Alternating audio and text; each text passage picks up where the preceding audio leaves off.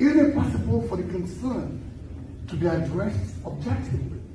There will be blood moon this year because after this year we are going to be free no matter what happens. Because if we don't get Biafra, everybody will have to die. As simple as that. And you mentioned guns, you mentioned arms and ammunition. If I go to Nigeria and I've already identified and made myself known, and I get arrested to fake treason, what are the modalities you put in place? What I can say to you is that you can never ever be arrested. The violent path has failed. You must come out to support what we are doing. We need guns and we need bullets. But I'm very confused. Did you make mention of we need arms and stuff? Yes, we do. So I really need to understand. That the best way to defend yourself is to be armed. Because Boko Haram is everywhere, in the zoo, police in the zoo, army in the zoo, navy, zoo. Have you ever thought about the effects of what we're trying to incite? Is it possible for the concern to be addressed objectively? There will be blood moon this year because after this year we are going to be free no matter what happens. Because if we don't get Biafra, everybody will have to die. As simple as that. And you mentioned guns, you mentioned arms and ammunition. If I go to Nigeria and I've already identified and made myself known, and I get arrested to fake treason, what are the modalities you put in place? What I can say to you is that you can never ever be arrested. The violent path has failed. You must come out to support what we are doing. We need guns and we need bullets. But I'm very confused.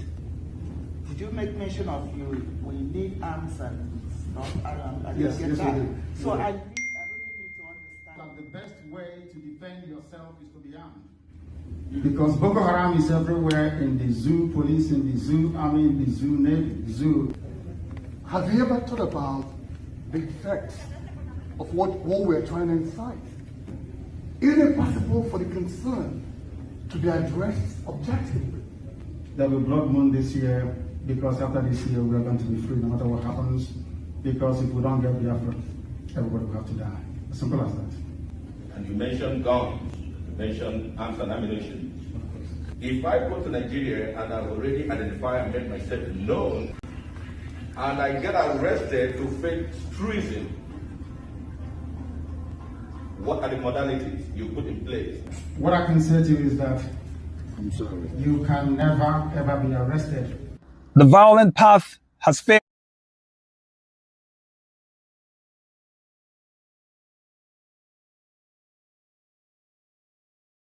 Take note of this. We all have, I keep saying it, we have a responsibility to defend and protect the integrity of our country. We also have a responsibility to make sure that this country do not go into the point where we continue to ride on deception. Truth is truth, and truth must not be covered for anything. If there is anything that has been brought up, we must work together to see to an end to this reality. There is this issue that is ongoing about the genocide in Nigeria against the Christians or the Middle Beltans. It is true. We can't deny it. Before the militants and some of the Islamic militants began to kill some of the Hausas in Zamfara and other places, we all know that Christian communities were totally displaced.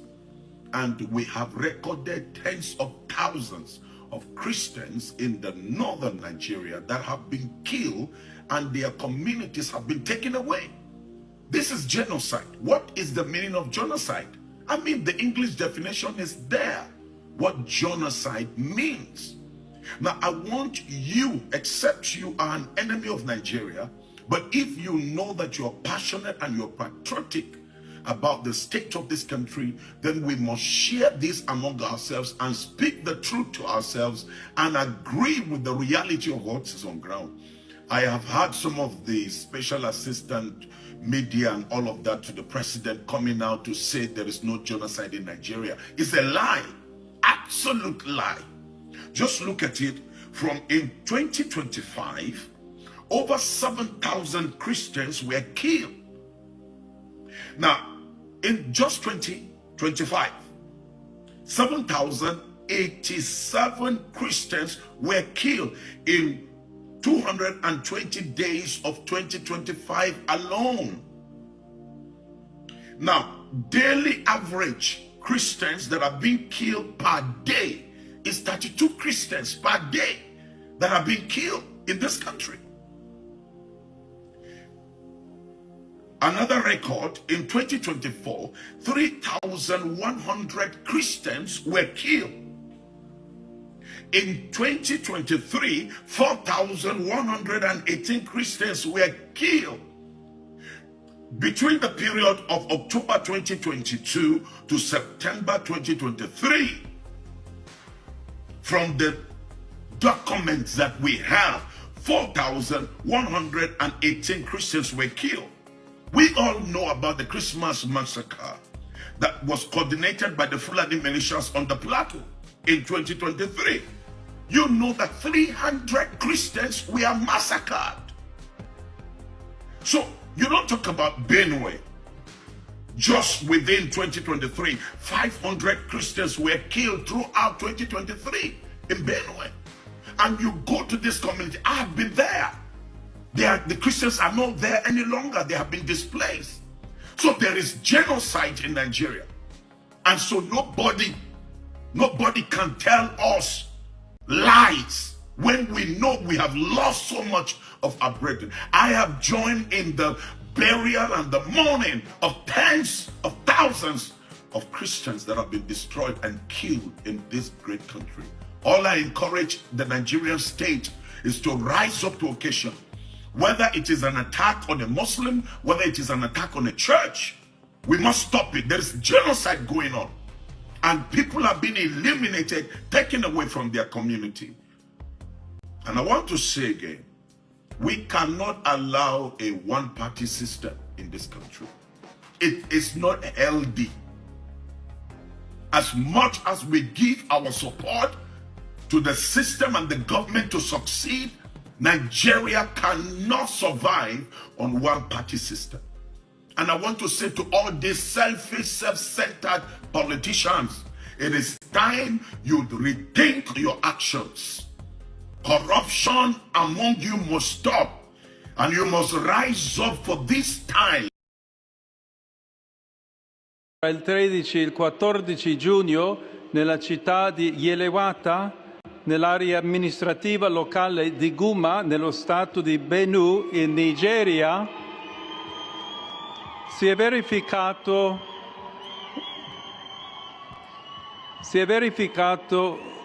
un terribile massacro in cui circa 200 persone sono state uccise con estrema crudeltà, la maggior parte delle quali erano sfollati interni, ospitati dalla missione cattolica locale. Prego affinché la sicurezza, la giustizia e la pace prevalgano in Nigeria, paese amato e così colpito da varie forme di violenza. E prego in modo particolare per le comunità cristiane rurali dello Stato di Benue, che incessantemente sono stati vittime della violenza. Nella notte tra il 13 e il 14 giugno, nella città di Yelewata, nell'area amministrativa locale di Guma, nello Stato di Benue, in Nigeria, si è verificato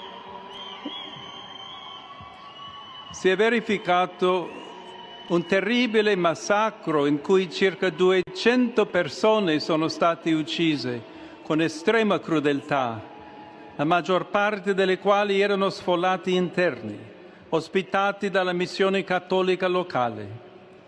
Prego affinché la sicurezza, la giustizia e la pace prevalgano in Nigeria, paese amato e così colpito da varie forme di violenza.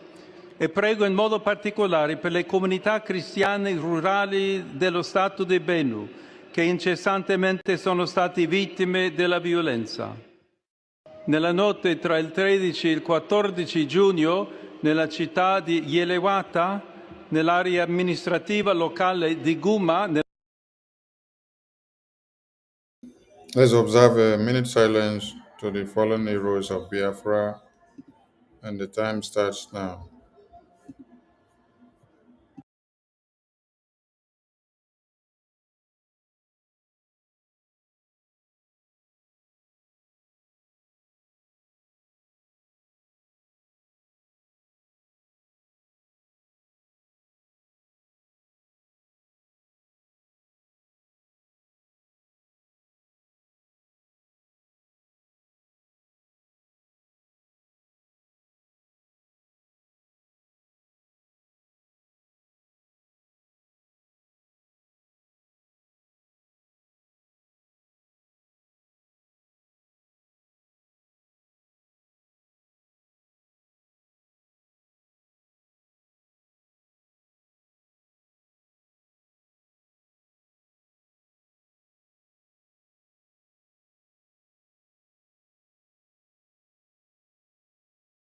We mourn our heroes past, we celebrate them.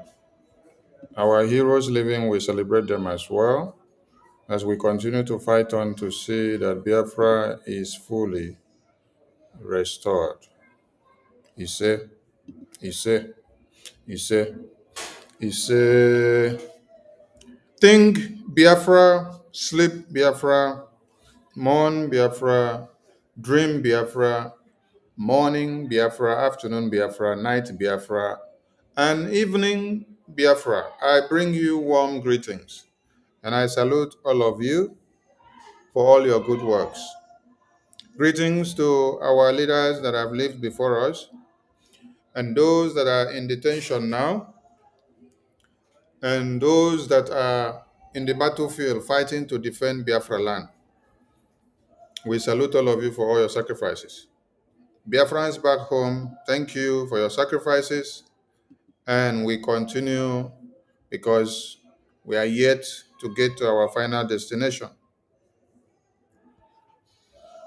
A very big thank you to the PRGI cabinet for all that they are doing. A big one to our APM, the man of the moment, the man that everybody looks up to. I salute you for your courage and your resilience and your sacrifices. I salute Biafrans in the media who spend their time day and night to make sure the gospel of Biafra continue to herald in history. Your works are not in vain and will never be.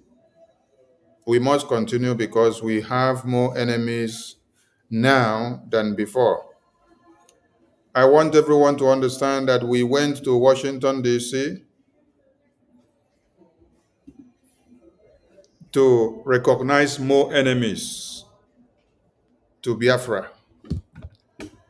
You know, there are things or there are stages we get to in life that you need to understand that you are stepping up. And as you're stepping up, your responsibility is increasing. The challenges you face increasing as well. Your enemies will also increase, and the task ahead of you will also increase.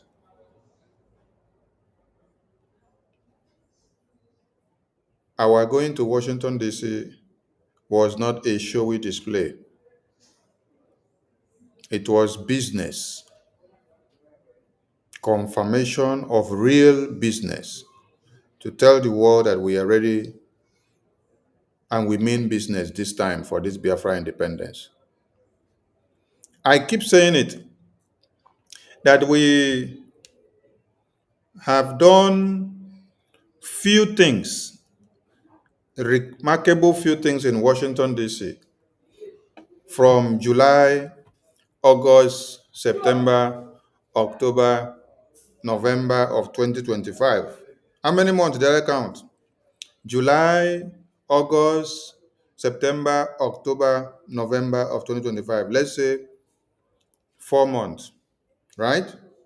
And within these 4 months, you have seen the way the ripple effect or the resonance frequency of what we have done in Washington, D.C., with our physical presence, within these 4 months, you have seen the resonance frequency of what we have done in Washington, D.C., the way it is resonating in Nigeria, and the way it is resonating in the entire world. So meaning that Washington, D.C., America is where we need to be blowing the trumpet. If we want the entire world to hear us very loud and clear, America is where we need to blow the trumpet louder and louder. So if we had the two conventions that we had in Europe, if they were held in America, by this time the sky would have been a limit. By this time, the sky would have been our limit, because the way American government would have keyed in, having known that you are declaring Biafra inside America, inside Washington, D.C.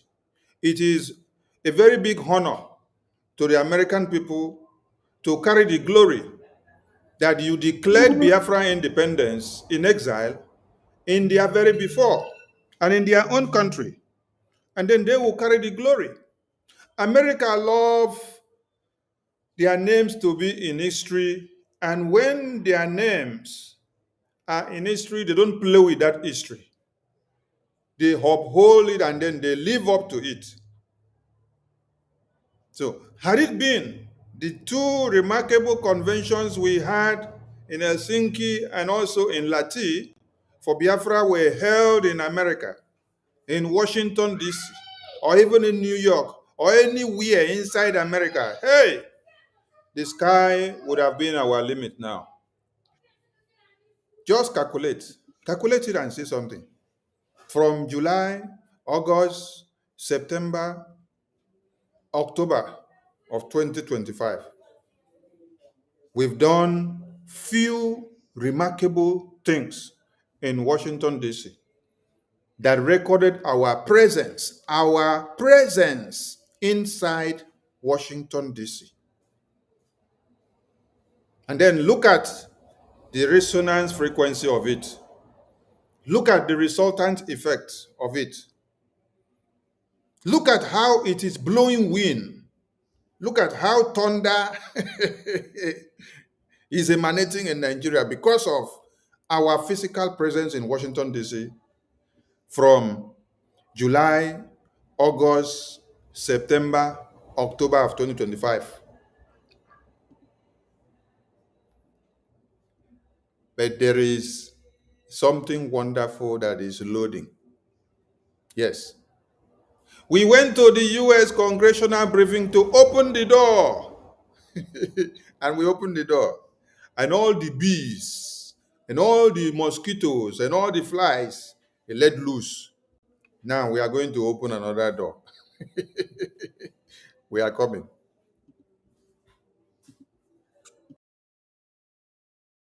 Lo stato di Benue in Nigeria si è verificato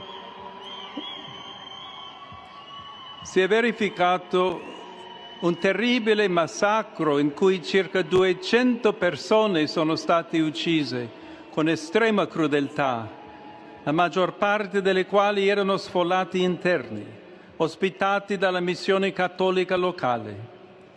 Prego affinché la sicurezza, la giustizia e la pace prevalgano in Nigeria, paese amato e così colpito da varie forme di violenza. E prego in modo particolare per le comunità cristiane rurali dello Stato di Benue, che incessantemente sono stati vittime della violenza. Nella notte tra il 13 e il 14 giugno, nella città di Yelewata, nell'area amministrativa locale di Guma, nello stato di Benue, in Nigeria, si è verificato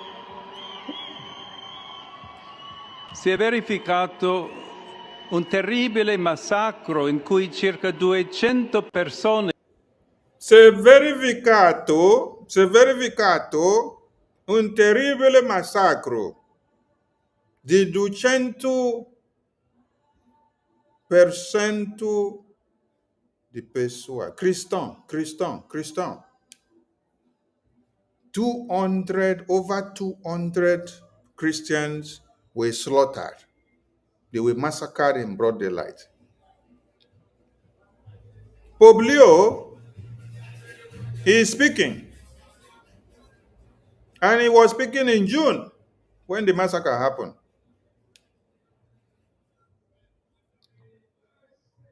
I asked a very simple question in the topic of this broadcast. And today's broadcast is going to be interactive. You can call in and express your views and give your contributions. Tomorrow is our fundraising. And as I am here, I am doing many other things. So if I am kind of muting myself intermittently, try to understand. All right. I put up a question on this topic. I said, I want to see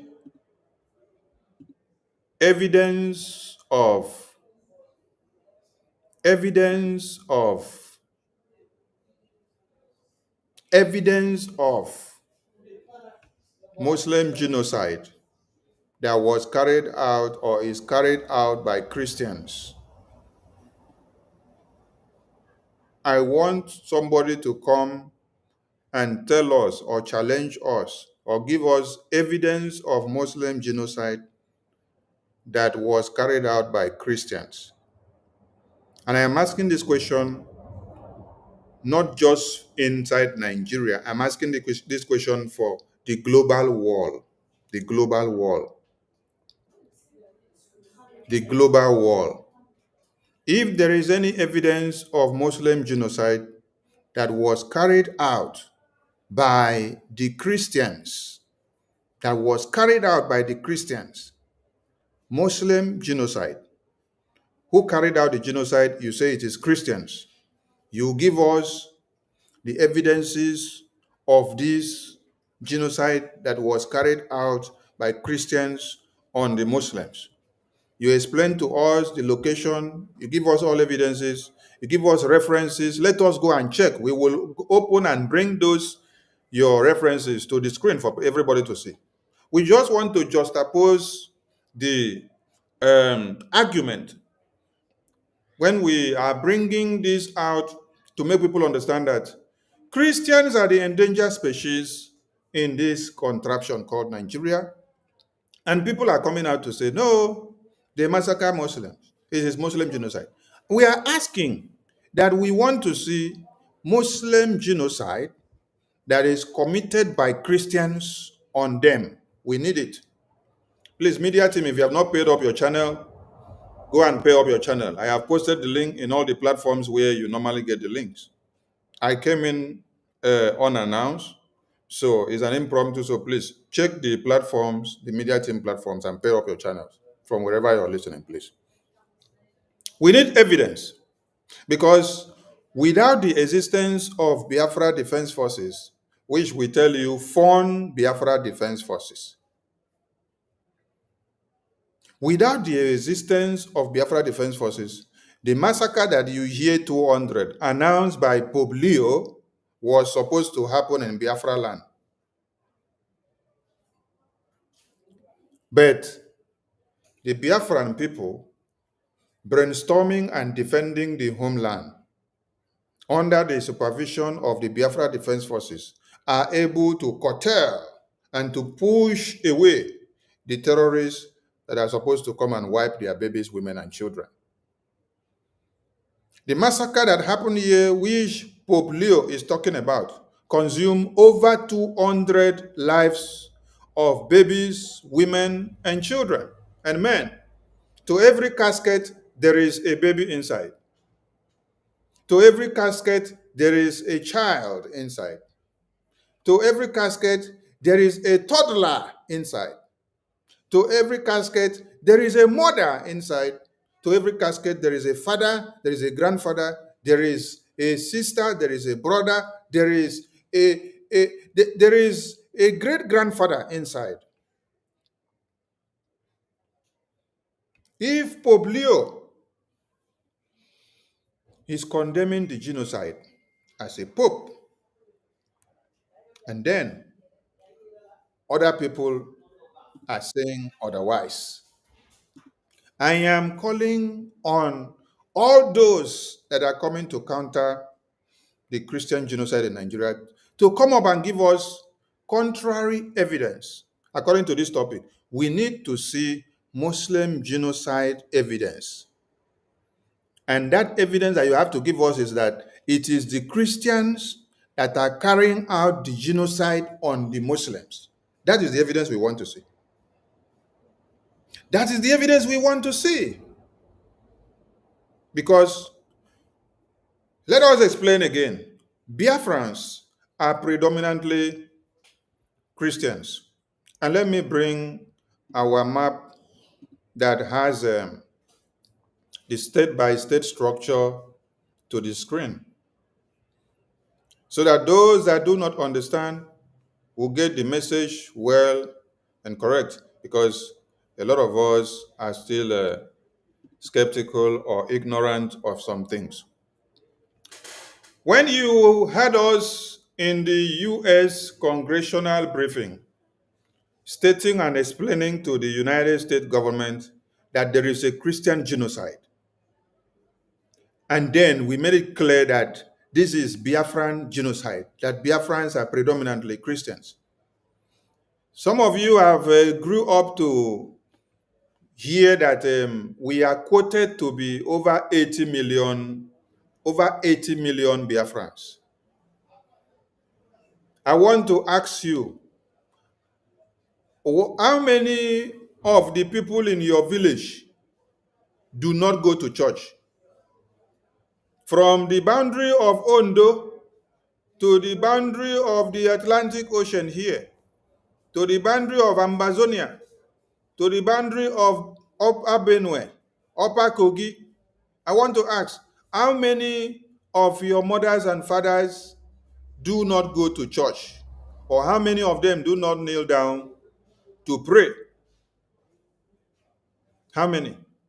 If you should count from this map, counting all the 40 states of Biafra here that have emerged, if you look at this map, it is only 1 or 2% of people that do not go to church. But they still call God and pray with God's name. You will see hear them shout Jesus. You never hear as native doctor shout Jesus, have you? Never hear as native doctor shout Jehovah, God. Okay, when native doctor say God of thunder, God of the water, God of the sea, God of light, God of fire. Who is that God of fire? Who created that fire? Who created the water? Who created the thunder? Who even created darkness? Who created all these things? God of the soil, God of the air, God of the sea, God of the moon, the rising sun God, God of the stone, God of this, God of that, God of... Who created all these elements? It is one God that created it, right? And that one God told us he has his only begotten son.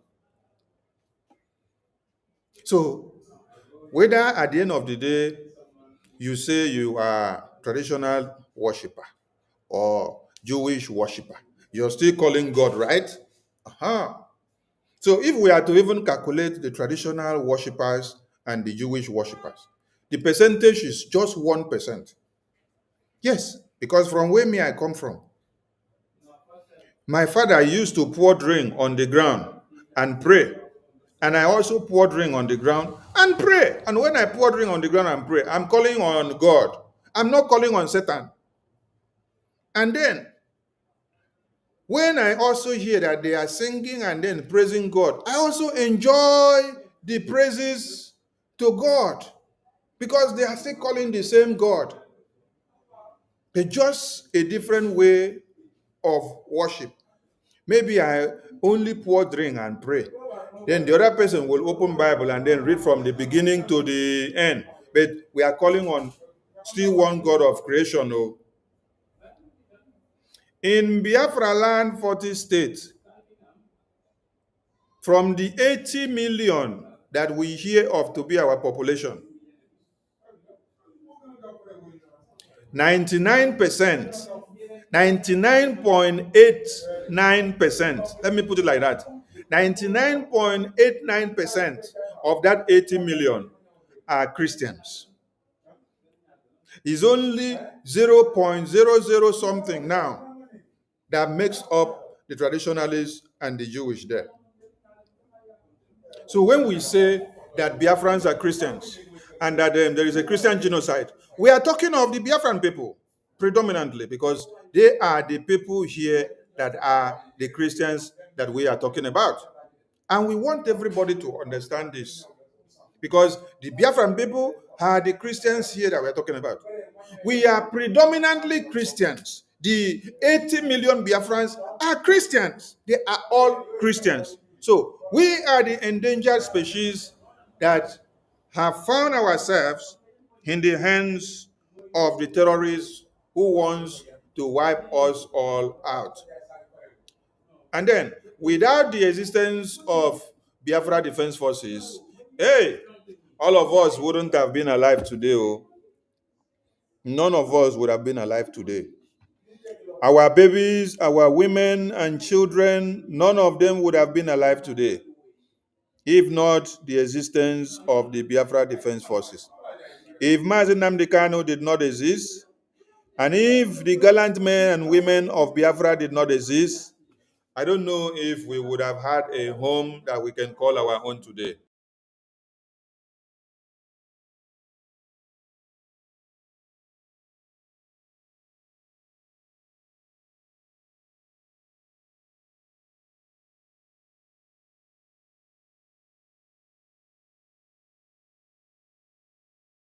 I am still waiting for somebody that have evidence of Muslim genocide to bring it up for us so that we can learn from it today.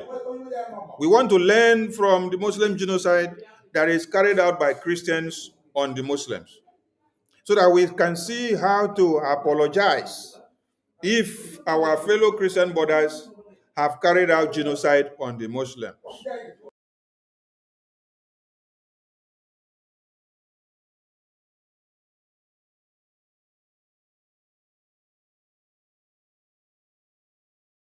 Sono state uccise con estrema crudeltà, massacro in cui circa 200 persone sono state uccise con estrema crudeltà, la maggior parte delle quali erano sfollati interni, ospitati dalla missione cattolica locale.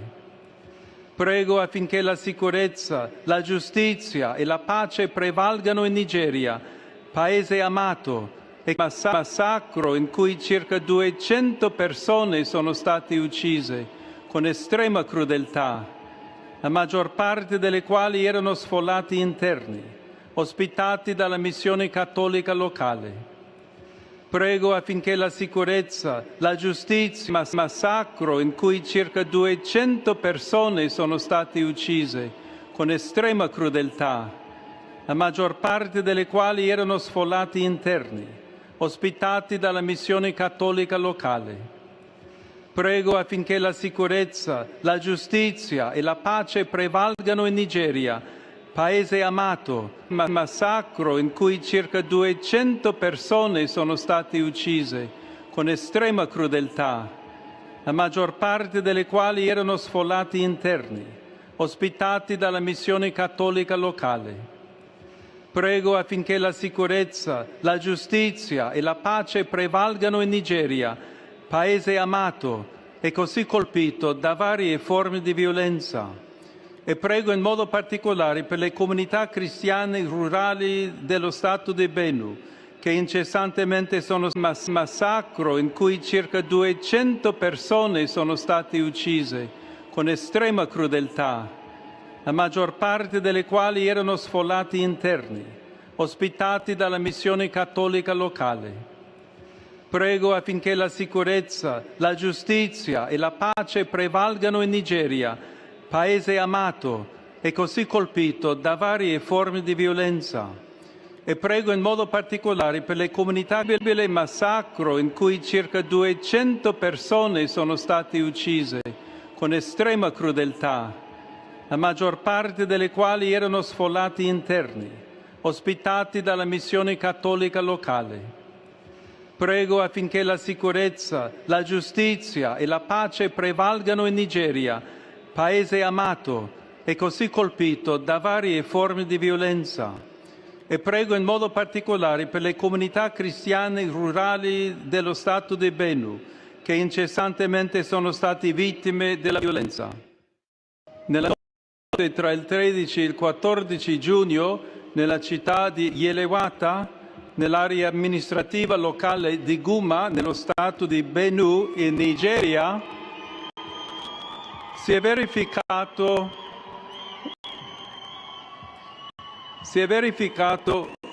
un terribile massacro in cui circa 200 persone sono state uccise con estrema crudeltà, la maggior parte delle quali erano sfollati interni, ospitati dalla missione cattolica locale. Prego affinché la sicurezza, la giustizia e la pace prevalgano in Nigeria, paese amato e così colpito da varie forme di violenza. E prego in modo particolare per le comunità cristiane rurali dello Stato di Benue, che incessantemente sono stati vittime della violenza. Nella notte tra il 13 e il 14 giugno, nella città di Yelewata, nell'area amministrativa locale di Guma, nello stato di Benue, in Nigeria, si è verificato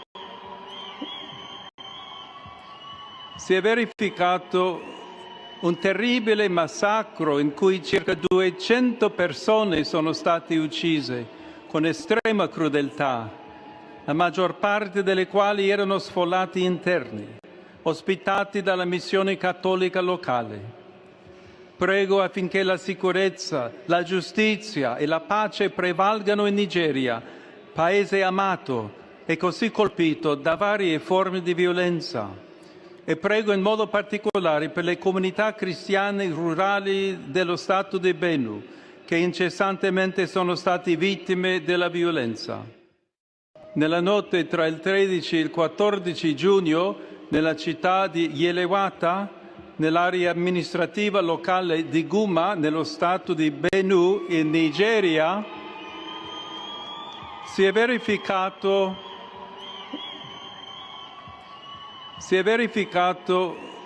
un terribile massacro in cui circa 200 persone sono state uccise con estrema crudeltà, la maggior parte delle quali erano sfollati interni, ospitati dalla missione cattolica locale.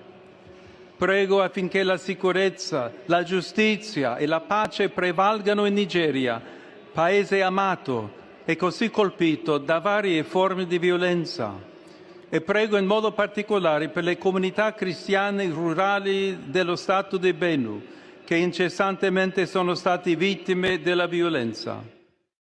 Nella notte tra il 13 e il 14 giugno, nella città di Yelewata, nell'area amministrativa locale di Guma, nello stato di Benue, in Nigeria, si è verificato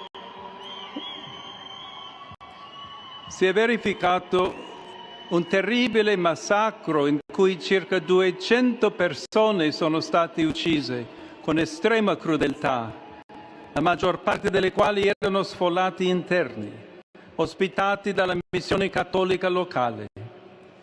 Prego affinché la sicurezza, la giustizia e la pace prevalgano in Nigeria, paese amato e così colpito da varie forme di violenza. E prego in modo particolare per le comunità cristiane rurali dello Stato di Benue, che incessantemente sono stati vittime della violenza. Nella notte tra il 13 e il 14 giugno.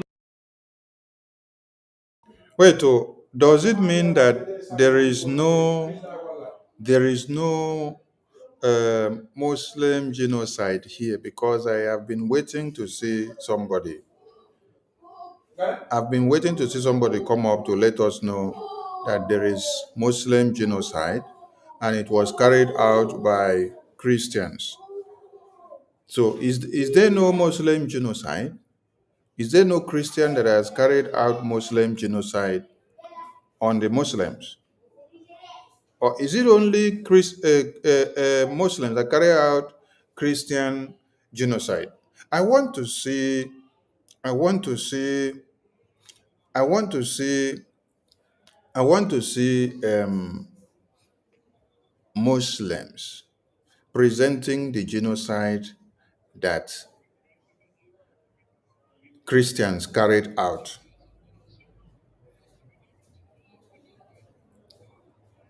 I want to see genocide that was carried out by Christians on Muslims.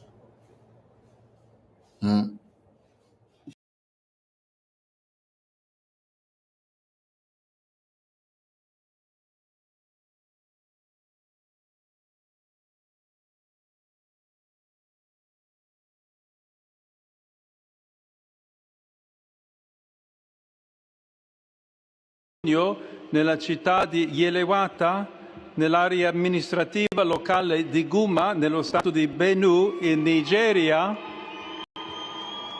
si è verificato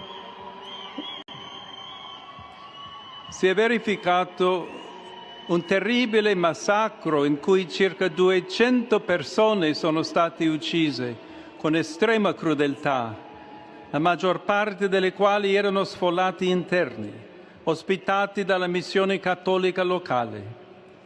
Prego affinché la sicurezza, la giustizia e la pace prevalgano in Nigeria, paese amato e così colpito da varie forme di violenza. E prego in modo particolare per le comunità cristiane rurali dello Stato di Benue, che incessantemente sono stati vittime della violenza. Nella notte tra il 13 e il 14 giugno, nella città di Yelewata, nell'area amministrativa locale di Guma, nello stato di Benue, in Nigeria, si è verificato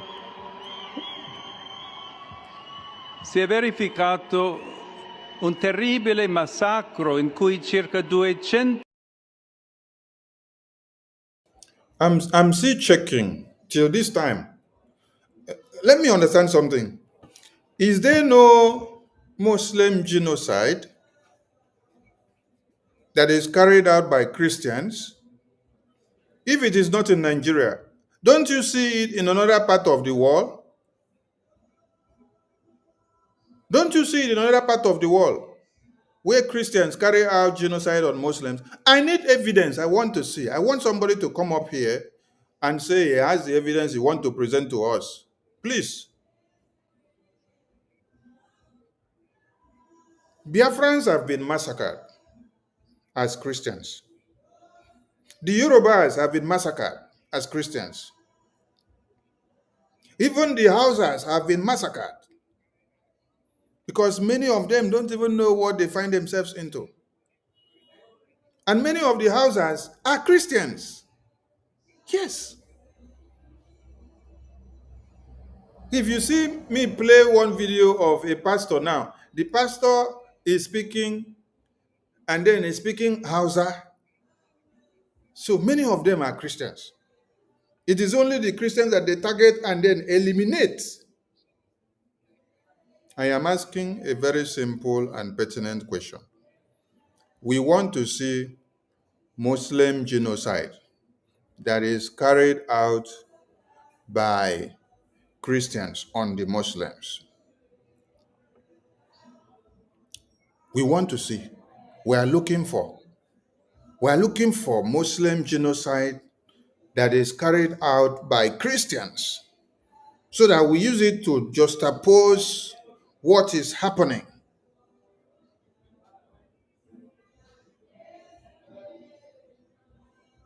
Please, I need.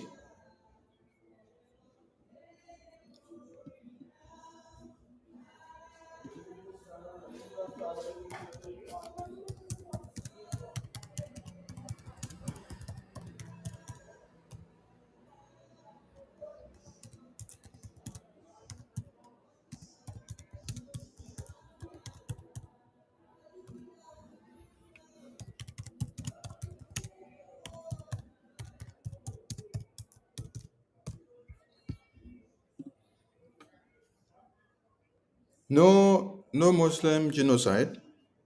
Okay, if nobody is able to give me evidence of Muslim genocide, so what do you now use to validate the Christian genocide? What is the crime that a Christian has committed that merits to be wiped out?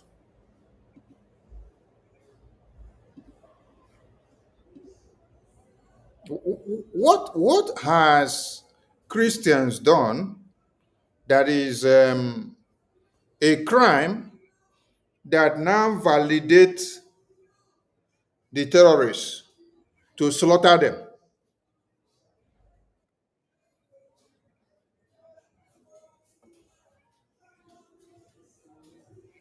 The Christians are not going after them to slaughter them. There is no evidence, because I have been here for the past 40 minutes now, and I have been asking for one evidence of where Muslim genocide was carried out by Christians. Christians. And then I ask now that someone should produce or bring it up. Tell me that you have the evidence. You want to come up to the mic, I will give you the link. You log into the studio. Just come up. We want to see one Muslim genocide that was carried out on the Muslim people. By who? By Christians.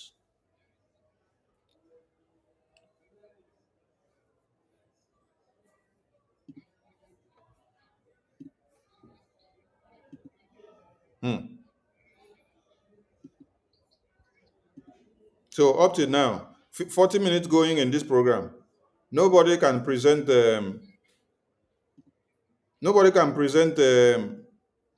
evidence of Christian genocide to us. I don't believe you guys. So honestly, I don't believe. Oh. There should be evidence of Muslim genocide carried out by the Christians, which is now validating a reprisal attack on the Christians. That is what it should be, and that is how it should be. That is what I am looking for, to be able to validate what is happening. Because if Biafra Defense Forces did not exist, if Biafrans have not been funding them, if Biafrans have not been giving them what they need to carry out the defense of Biafra land, to protect our babies, women, and children, that means today, the 50,000 numbers, that is being pronounced here, all these 50,000 would have been Biafrans. And the number would have multiplied more than this. There are publications where the numbers are more than 50,000. There are publications where the numbers are up to 100,000. I think there is one publication from, is it Vanguard? Let me see. There's one publication from Vanguard that carries over 100,000. Okay, here it is on the screen. Let me bring this one up. This is Vanguard. And this is very clear. Now, I want everybody to look at the screen. Insecurity, 63,111 killed in Buhari's 8 years regime. Then, they give you more figures. They say 27,311 persons killed in president's first term. Now, 35,800 killed between 2019 and May 2023. Do you get the point? Now, total of 98,083 killed in 12 years. How many is that? 98,000. 98,000. 98,000. I am not the one that wrote this news of Vanguard. Oh. I'm not the one that wrote this news of Vanguard. This publication was released in May 20th, 2023. And you bought it at the price of 250 naira. Okay? Uh-huh. So, I am just asking for a small evidence of where the Christians carried out genocide on the Muslims, where the Christians carried out genocide on the Northerners. That is what I am asking, so that we can know where we got it wrong and where we have to start fixing it. But I have been here for the past 45 minutes now, and nobody in the comment section is ready to tell me that this is where Muslim genocide was carried out and that it was carried out by Christians. I am still waiting to see. I need somebody to come up and give me factual evidence of where Muslim genocide was carried out by the Christians.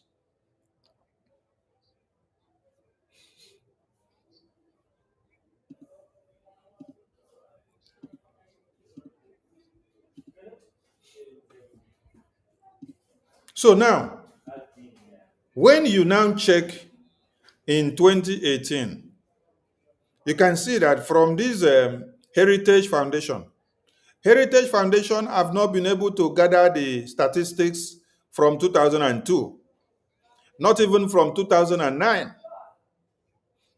Heritage Foundation have been able to carry the statistics from only 2018. And even the 2018 statistics that they carried is not enough because they don't have their network to cover the entire Nigeria. So, from 2018, 3,731 is what Heritage Foundation report was able to gather. Now, let me come back to everybody.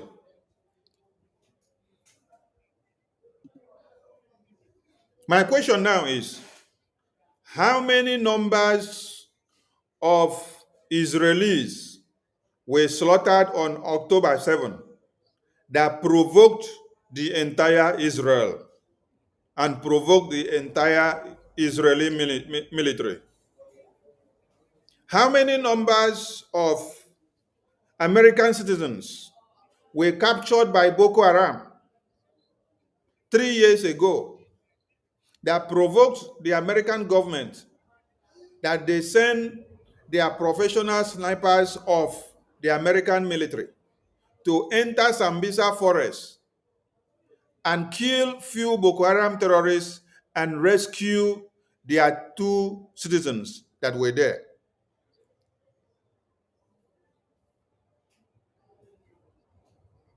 Can everybody understand my point? I said, here in the Heritage Foundation report, 2018 to 2019 is giving you a time frame of 1 year. And then 3,731 people were slaughtered, specifically Christians. Christians. And then I asked a question. How many Christians or how many citizens of Israel were massacred on October 7 that necessitated the reprisal of the Israel military or the Israel people against the Hamas terrorists? How many? The number was 1,200. 1,200. But what is here on this screen now is telling you 3,731. And I did not see protests of Christians in the streets in Nigeria. I did not see protests of politicians in the street. I did not see protests of Nigerians in the street. I did not see protests of Christian Association of Nigeria in the street. I did not see protests of Northerners, Easterners, Westerners, and everything in the street. No, because the Nigerian government buried this reportage. They did not allow you, they did not allow international community, they did not allow these statistics to come out to the media for people to know that this is what is happening to Christians. This is from 2018 according to the statistics of Heritage Foundation. Then in 2019 to 2020, you have another 1,350. And then you did not see anybody hit the streets. You did not see anybody protest. You did not see anybody shout and call on the freedom of Christians. Why? Because Nigerian government, they block this reportage from going out. 2020 to 2021, you now see another number, 3,530. Hey, you did not see protests going out in the media. You did not see protests going everywhere in the world for anybody to know and hear. It was only Mazi Nnamdi Kanu that started carrying the news. Only Mazi Nnamdi Kanu carried the news of the genocide. And because of that, they decided to go after his life. They decided to kidnap him and lock him up because he opened the eyes of every Nigerian. He was preaching it. He was calling on everybody. He was telling them that this is what is happening. This is what is happening. This is what is going to happen. Your mothers will be raped. Your children will be killed. They will cut off the heads of your babies, women, and children. They will marry your mothers out. They will rape them and take them all out. They will ransack your communities and they will take everything that you have. They will pursue you out of your lands. You will go back into IDP camps, and the terrorists that came will now acclaim your own land. They will take over your belongings. You will become slaves in your homes. That is why they decided to go after Mazi Nnamdi Kanu. That is why they decided to go after Biafran people, because we started amplifying the message. Now, in 2020 to 2021, 3,500 came out. No protests in Nigeria. No news anywhere. Nothing is going in or coming out. From 2021 to 2022, you see 4,650 Christians massacred. Many of you hear that your brothers and sisters are in the north, and then you don't hear from them again after some time. You will just count it that, oh, he has fallen among those that Boko Haram terrorists have killed.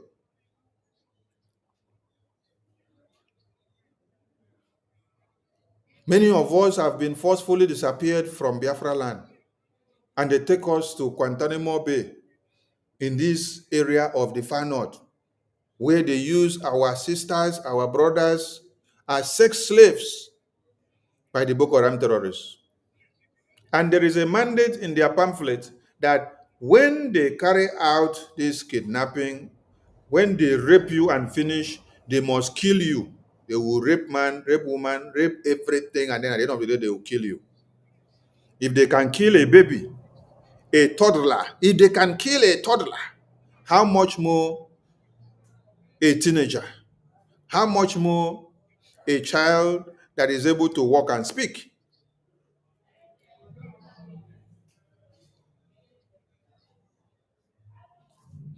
Why is it that these figures are coming out now? Where were these figures in the social media so that everybody will see? Where were these figures? Do you know why Nigerian government refused to have a database system? So that they won't be ready to account for numbers of babies, women, and children slaughtered by the terrorists, because the target is to go into the Christian communities, emasculate them, and annihilate them, and then take over their communities. So Nigerian government would not give you any statistics of the population census and upfront and what has been minus and those that are still alive and those that will even come to. No! If you ask them, they will tell you Nigeria has no database system. Why do we have IDP camps in our indigenous lands? All of you in Nigeria that grew up and found yourself in that contraption, how come there are IDP camps, indigenous displaced camps? How come there are, how come it is in indigenous or internally displaced camps? You now become displaced in your own land. Who displaced you? Who displaced you in your own land? Terrorists came from the Sahel and displaced you in your own land. And you say you have a government, and that government allows you to be displaced by terrorists that they themselves brought to come and annihilate you, and they take over the land. For what purpose? There is an agenda.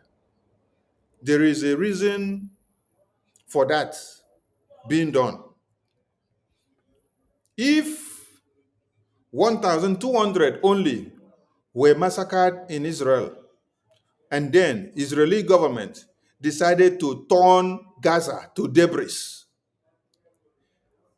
and this is just in one time that we see it. It is not that it happened every year. How much more Nigeria that you now see 1,200 in year 2019 to 20, 3,371 in year 2018 to 2019, 3,530 in year 2020 to 2021, 4,000. Now, I want all of you to look at how the number is accenting. Look at how the peak is going up in the number. Look at how the thing is going up. From here, 3,731. Here, it come down.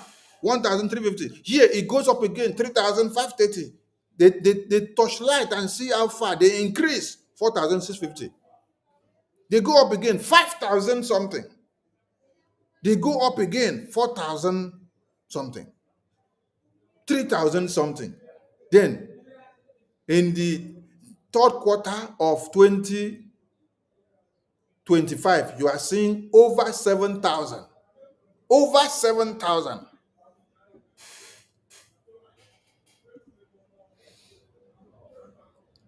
I am asking of where there was Muslim genocide carried out by Christians. That is what I am asking for. I am looking for it. Because we need to fund Biafra Defense Forces and BRGIA for us to get Biafra. And I want everyone to understand that for Nigeria to have become the worst place for any Christian to live globally, Nigeria is the worst place for a Christian to exist from this entire world. I heard that the entire world consists of whether 145 or 155 countries. So when you now remove Nigeria and keep as a whole, then you count the remaining 145 or 154 countries. Nigeria alone carries 99% of the massacres of this world. So when you now carry the remaining 154 numbers of countries and divide 1% of massacre by those 154 countries, you see that there is nothing like massacre in those countries. So everything that is supposed to have happened in the entire world of over 154 countries, it is now happening in only Nigeria. It's like they send them to come to Nigeria and wipe out the Christians in Nigeria first and foremost, before they will now turn there to their safe haven to project every weapon out to every other countries, because they know that is the Gulf of Guinea. They know they are in the Atlantic Ocean. They know that from there they are able to launch the attack against the West. They are able to launch the attack against America. They are able to launch it to Europe. They are able to launch it to Asia, everywhere and every part of the world. International vessels used to come into Calabar Seaport. When they come into Calabar Seaport from that high sea, that is where the international vessel comes in, come and berth at the seaport of Calabar. So meaning that you have access to containers or sea channels that are coming from Asia, Austria, Australia, Europe, America, UK, every part of the world. You have the international channel coming in from there. So these terrorists understands why they want to turn and capture Nigeria indigenous lands, and then to come and capture Biafra in proxy, so that they will stay there to launch the entire attack on all over part of the world. Biafran people, tomorrow is our fundraising. You have to come and fund your freedom. The only government of Biafran people which is working and which is giving Nigeria woto, which they recognize and see, is BRGIE.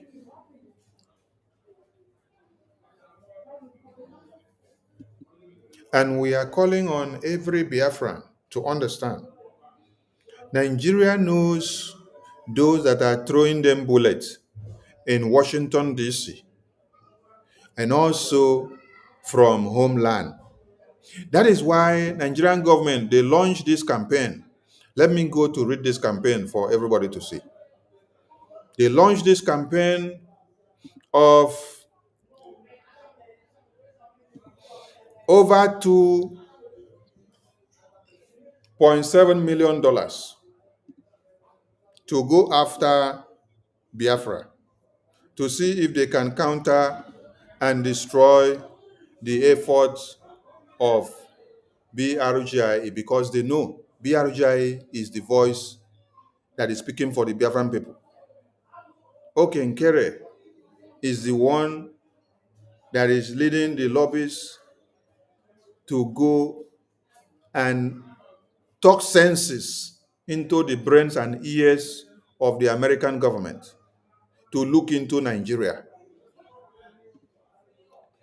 That is why they said if Biafra lobbies succeed in obtaining congressional backing for sanctions or restrictive designations of Nigeria, they decided to go after BRGIA. By doing what?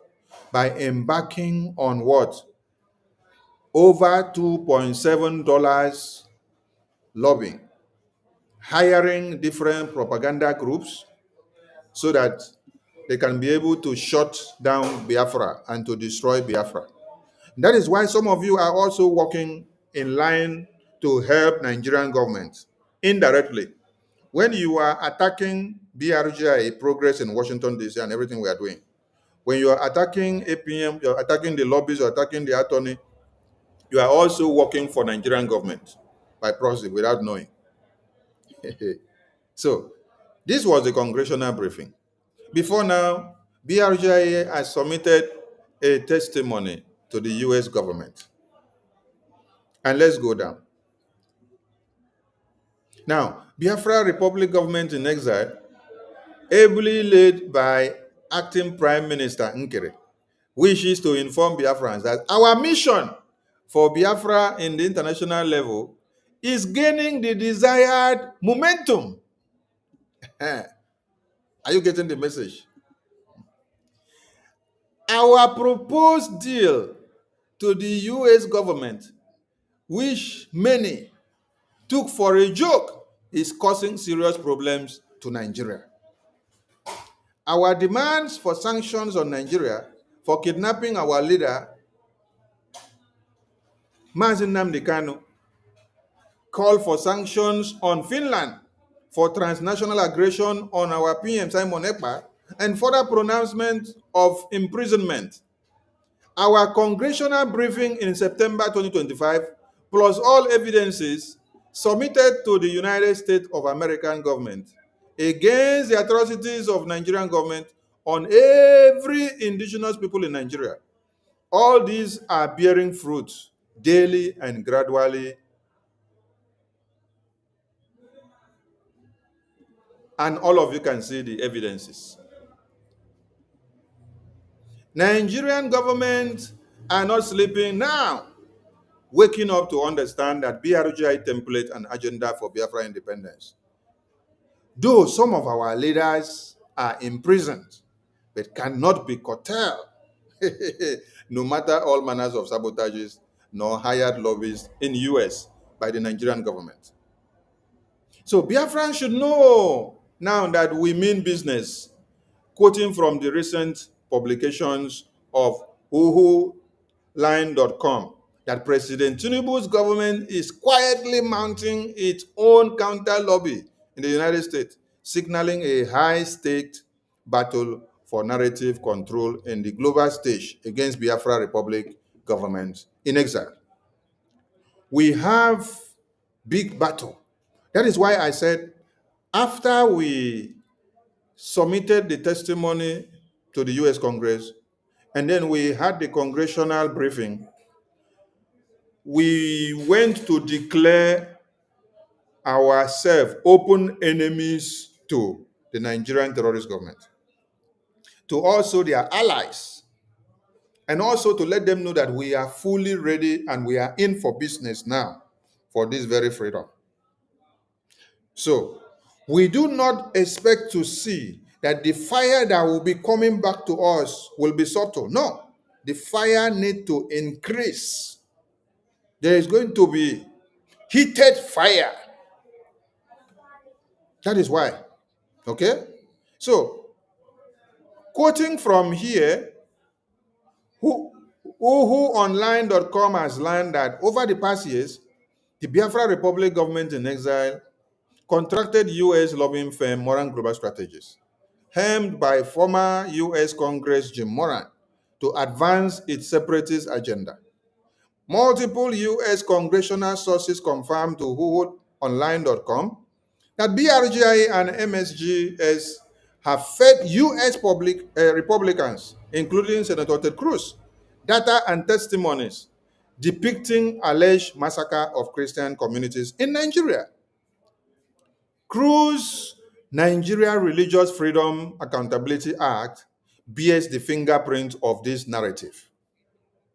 The bill accuses Nigeria of mass murder, seeks to sanction security officials, and recommends reclassifying Nigeria as a country of particular concern. Public materials, including a Biafra referendum dossier claiming over 50 million participants, have been submitted to the US government, filing under the FARA.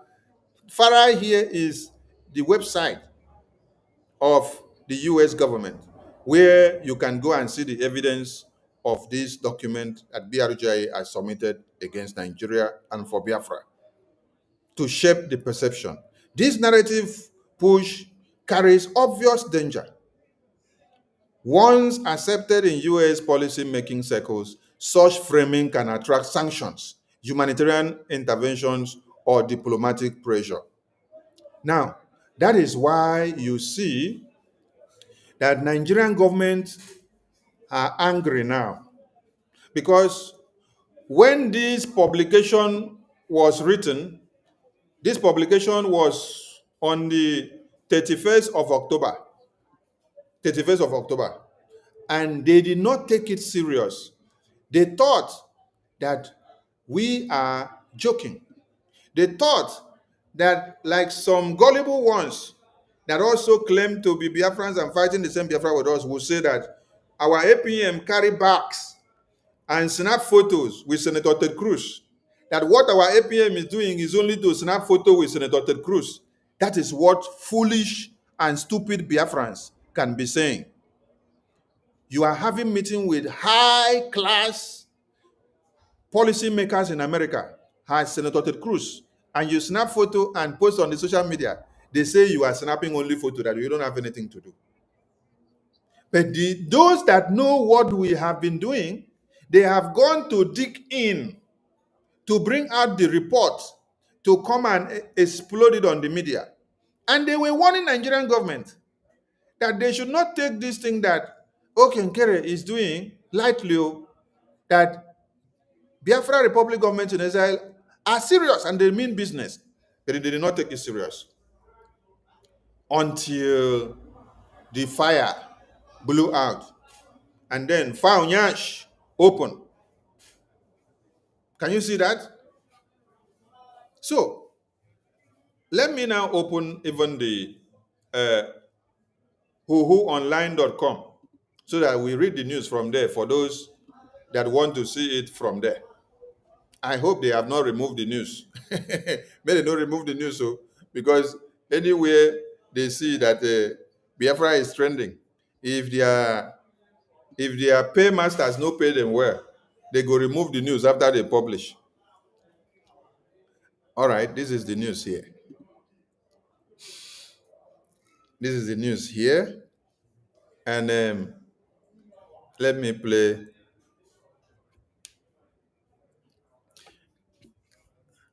Let me play something as I address another meeting that I am here. So let me play something to keep the house on. Abel Damina is my name. Look. I couldn't wait to get back home and be a part of the ongoing conversation.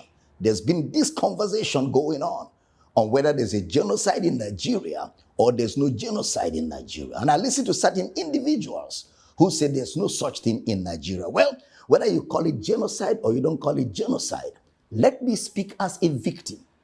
I am not just a student of research, but I'm speaking as a victim of these gruesome circumstances around the Nigerian people, where innocent lives have been taken away by some people who think they have more right than others in this nation.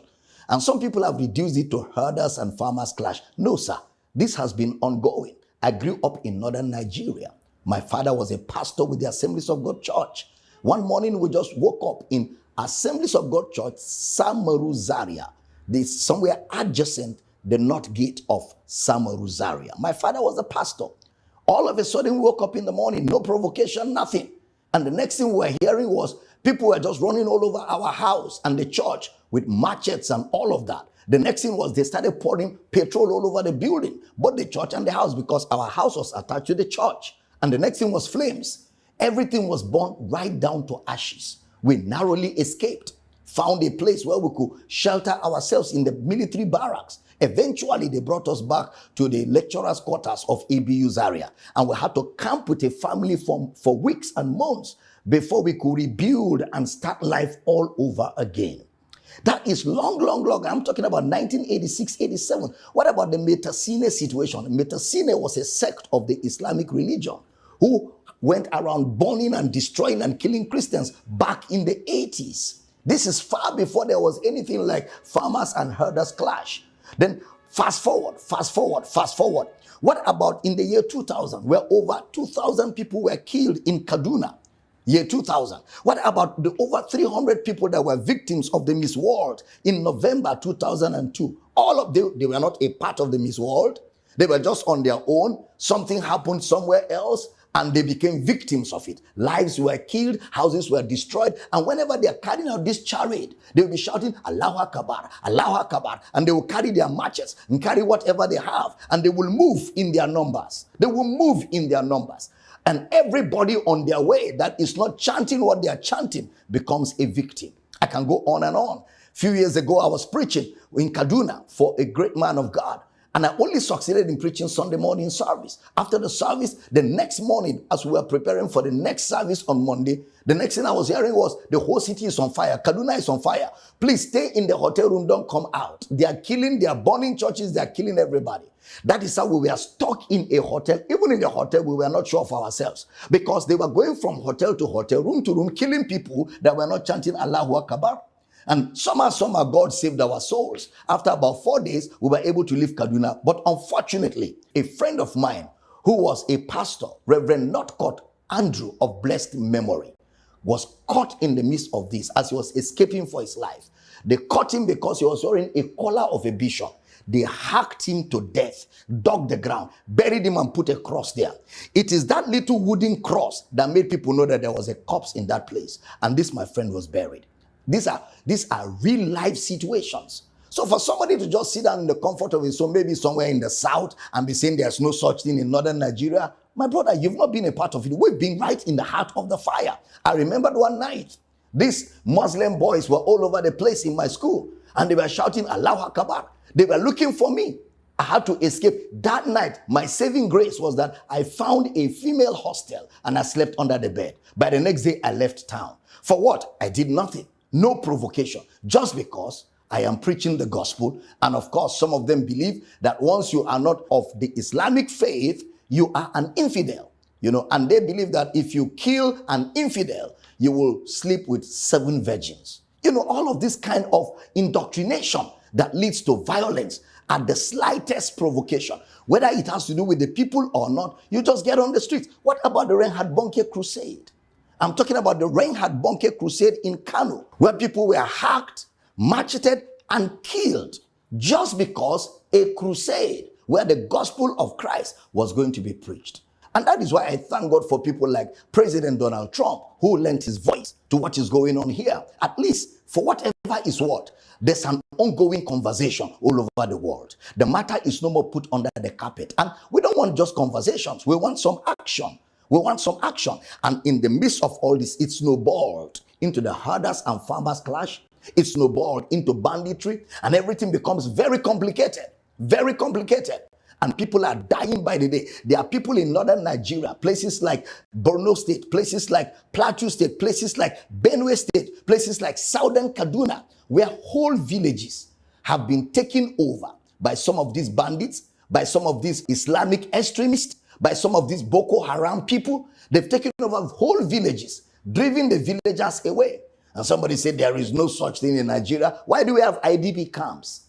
Why do we have IDP camps? When we never had an earthquake, we never had an earth tremor, why do we have IDP camps when there is no natural disaster? Other than the fact that people are being made victims of what they have no knowledge of. In a secular state like Nigeria, where all religions are permitted to be practiced, this ought not to be allowed.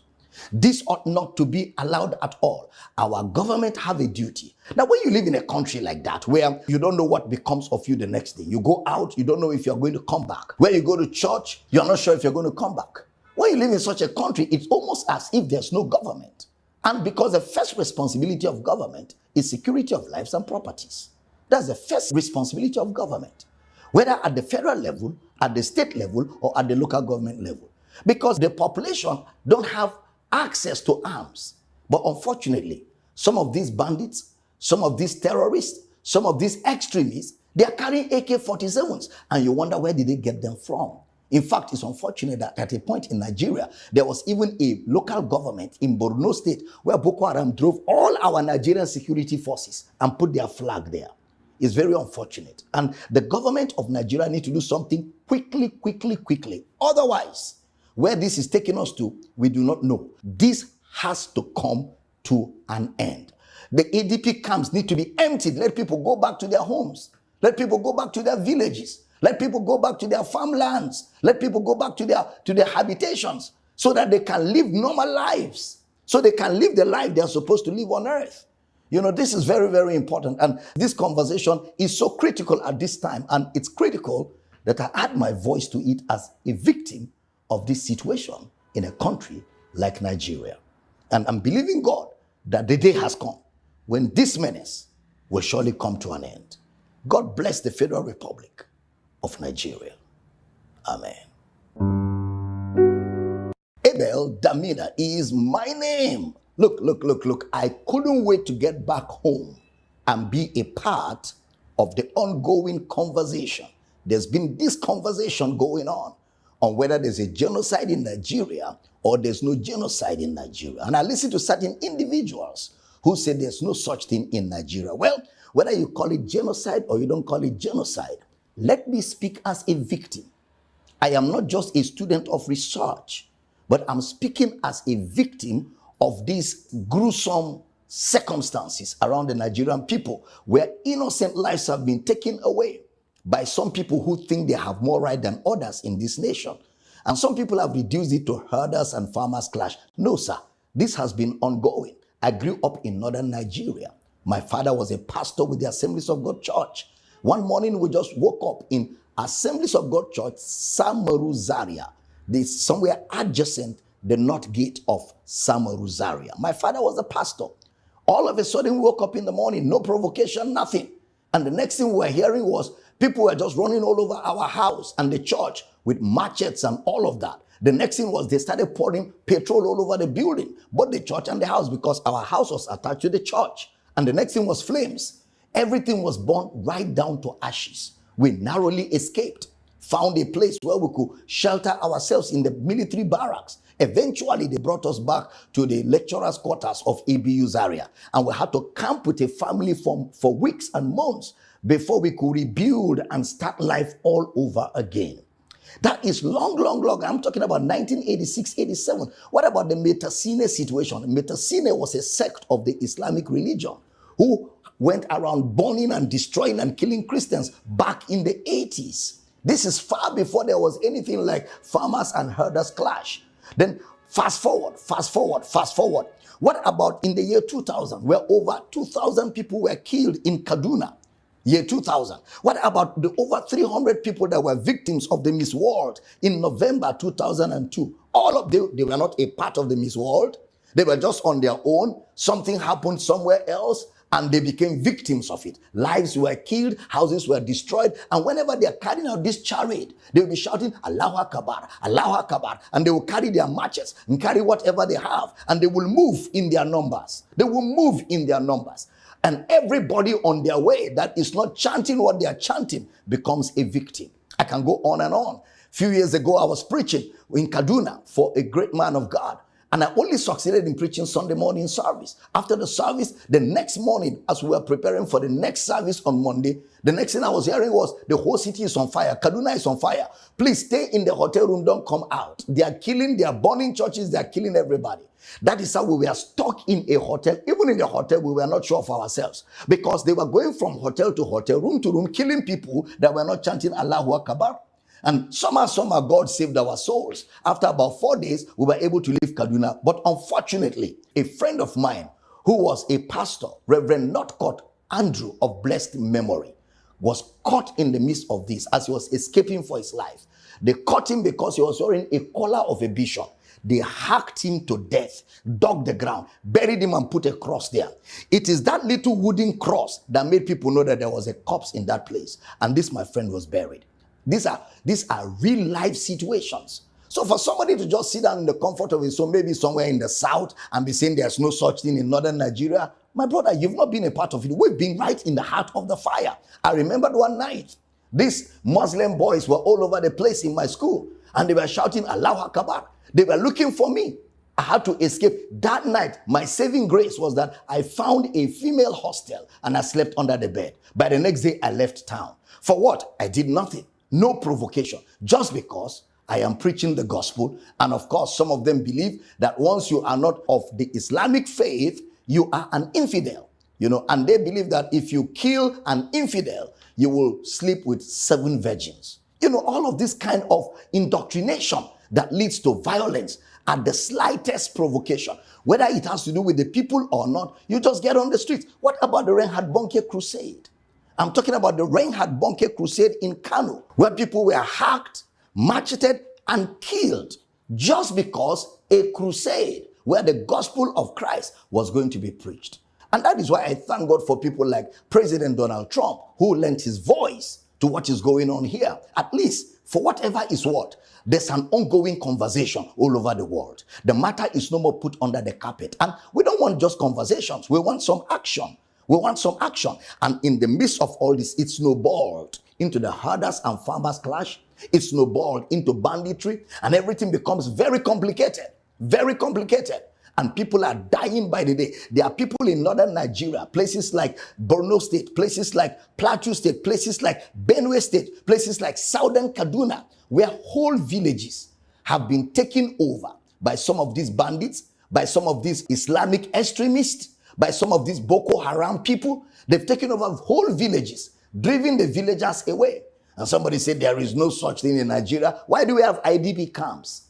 Why do we have IDP camps? When we never had an earthquake, we never had an earth tremor, why do we have IDP camps when there is no natural disaster? Other than the fact that people are being made victims of what they have no knowledge of. In a secular state like Nigeria, where all religions are permitted to be practiced, this ought not to be allowed. This ought not to be allowed at all. Our government have a duty. Now, when you live in a country like that, where you don't know what becomes of you the next day, you go out, you don't know if you're going to come back. When you go to church, you're not sure if you're going to come back. When you live in such a country, it's almost as if there's no government. And because the first responsibility of government is security of lives and properties. That's the first responsibility of government, whether at the federal level, at the state level, or at the local government level. Because the population don't have access to arms. But unfortunately, some of these bandits, some of these terrorists, some of these extremists, they are carrying AK-47s, and you wonder, where did they get them from? In fact, it's unfortunate that at a point in Nigeria, there was even a local government in Borno State where Boko Haram drove all our Nigerian security forces and put their flag there. It's very unfortunate. And the government of Nigeria need to do something quickly. Otherwise, where this is taking us to, we do not know. This has to come to an end. The ADP camps need to be emptied. Let people go back to their homes. Let people go back to their villages. Let people go back to their farmlands. Let people go back to their habitations so that they can live normal lives. So they can live the life they are supposed to live on earth. You know, this is very important. And this conversation is so critical at this time. And it's critical that I add my voice to it as a victim of this situation in a country like Nigeria. And I'm believing God that the day has come when this menace will surely come to an end. God bless the Federal Republic of Nigeria. Amen. Abel Damina is my name. Look. I couldn't wait to get back home and be a part of the ongoing conversation. There's been this conversation going on whether there's a genocide in Nigeria or there's no genocide in Nigeria. And I listen to certain individuals who say there's no such thing in Nigeria. Well, whether you call it genocide or you don't call it genocide, let me speak as a victim. I am not just a student of research, but I'm speaking as a victim of these gruesome circumstances around the Nigerian people, where innocent lives have been taken away by some people who think they have more right than others in this nation. And some people have reduced it to herders and farmers clash. No, sir. This has been ongoing. I grew up in northern Nigeria. My father was a pastor with the Assemblies of God Church. One morning, we just woke up in Assemblies of God Church, Samaru Zaria, somewhere adjacent the north gate of Samaru Zaria. My father was a pastor. All of a sudden, we woke up in the morning, no provocation, nothing. And the next thing we were hearing was people were just running all over our house and the church with machetes and all of that. The next thing was they started pouring petrol all over the building, both the church and the house, because our house was attached to the church. And the next thing was flames. Everything was burned right down to ashes. We narrowly escaped, found a place where we could shelter ourselves in the military barracks. Eventually, they brought us back to the lecturers' quarters of ABU Zaria, and we had to camp with a family for weeks and months before we could rebuild and start life all over again. That is long. I'm talking about 1986, 87. What about the Metasine situation? Metasine was a sect of the Islamic religion who went around burning and destroying and killing Christians back in the 80s. This is far before there was anything like farmers and herders clash. Then fast forward, fast forward, fast forward. What about in the year 2000, where over 2,000 people were killed in Kaduna? Year 2000. What about the over 300 people that were victims of the Miss World in November 2002? All of them, they were not a part of the Miss World. They were just on their own. Something happened somewhere else and they became victims of it. Lives were killed, houses were destroyed, and whenever they are carrying out this charade, they will be shouting, Allahu Akbar, Allahu Akbar, and they will carry their matches and carry whatever they have, and they will move in their numbers. They will move in their numbers. And everybody on their way that is not chanting what they are chanting becomes a victim. I can go on and on. A few years ago, I was preaching in Kaduna for a great man of God. And I only succeeded in preaching Sunday morning service. After the service, the next morning, as we were preparing for the next service on Monday, the next thing I was hearing was, the whole city is on fire. Kaduna is on fire. Please stay in the hotel room. Don't come out. They are killing, they are burning churches. They are killing everybody. That is how we were stuck in a hotel. Even in the hotel, we were not sure of ourselves because they were going from hotel to hotel, room to room, killing people that were not chanting Allahu Akbar. And somehow, God saved our souls. After about 4 days, we were able to leave Kaduna. But unfortunately, a friend of mine who was a pastor, Reverend Northcote Andrew of blessed memory, was caught in the midst of this as he was escaping for his life. They caught him because he was wearing a collar of a bishop. They hacked him to death, dug the ground, buried him and put a cross there. It is that little wooden cross that made people know that there was a corpse in that place. And this, my friend, was buried. These are real life situations. So for somebody to just sit down in the comfort of his home, maybe somewhere in the south, and be saying there's no such thing in northern Nigeria, my brother, you've not been a part of it. We've been right in the heart of the fire. I remembered one night, these Muslim boys were all over the place in my school, and they were shouting Allahu Akbar. They were looking for me. I had to escape. That night, my saving grace was that I found a female hostel and I slept under the bed. By the next day, I left town. For what? I did nothing. No provocation, just because I am preaching the gospel. And of course, some of them believe that once you are not of the Islamic faith, you are an infidel, and they believe that if you kill an infidel, you will sleep with 7 virgins. All of this kind of indoctrination that leads to violence at the slightest provocation, whether it has to do with the people or not, you just get on the streets. What about the Reinhard Bonnke crusade? I'm talking about the Reinhard Bonnke crusade in Kano, where people were hacked, macheted, and killed just because a crusade where the gospel of Christ was going to be preached. And that is why I thank God for people like President. I want to say a very big thank you to Biafra Republic government in exile. You did not see our you did not see our Mazi or Pastor Abel Damina speaking up or coming out like this before on this Christian genocide until BRGI opened the door. and as BRGI opens the door now, everybody now have the courage to come out and speak. I love it. So let us read how Nigerian government are preparing and coming after BRGI, so that you know that you have a bigger fight to fight and you have to step up your game. This is Nigerian government launching 2.7 million covert anti-Biafra lobbying campaign. Let's come down here. They say, as Nigeria domestic politics intensify ahead of the 2027 elections, a quiet yet consequential talk of war is unfolding in the corridors of Washington, D.C. While Biafra independence activists openly wage a campaign to cast Nigeria's security challenges as a Christian genocide. Many of you did not want to take us serious.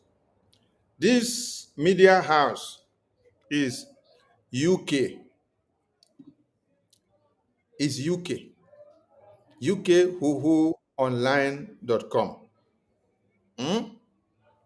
Now, new reporting and sources told whoowho.com that President Tinubu's government is quietly mounting its own counter lobbying in the United States, signaling a high stakes battle for narrative control on the global stage.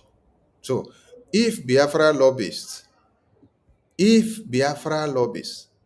succeed in obtaining congressional backing for sanctions or restrictive designations, they will weaponize the US foreign policy apparatus against Nigeria. Do you now get the point? We have done what? We have weaponized the US foreign policy apparatus against Nigeria already. Because we have done what? We have succeeded in obtaining congressional backing for sanctions or restrictive designation of Nigeria. Are you getting the point? It is happening already. So we have succeeded in weaponizing the US foreign policy apparatus against Nigeria. And so this says, for Tinubu, that will translate into additional international pressure on its security forces, diplomatic isolation, and credibility damage on one diplomatic source. Are you people seeing it? That Nigerian government is in one chance. BRGIE has succeedingly weaponized the US foreign policy apparatus against Nigeria. BRGIE has successfully weaponized the US foreign policy apparatus against Nigeria. And you all need to do what? To wake up and support BRGIE.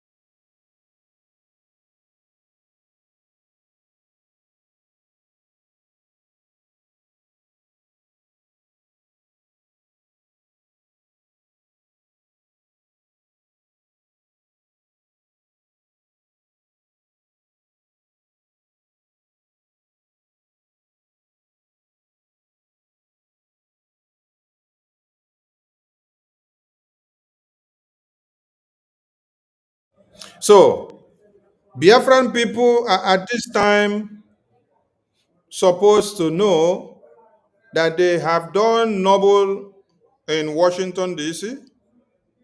Nigeria is in one chance.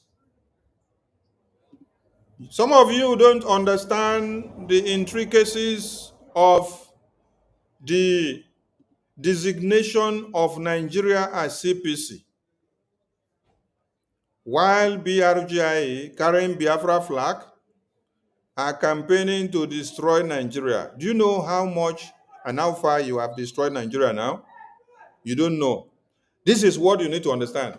You have been able to weaponize the US policy apparatus against Nigeria. And this will affect Nigeria in international pressure on their security forces. Are you listening? Diplomatic isolation and credibility damage.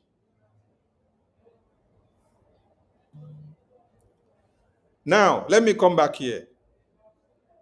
that this will translate into additional international pressure on the security forces of Nigeria. Now, let me explain this one to you.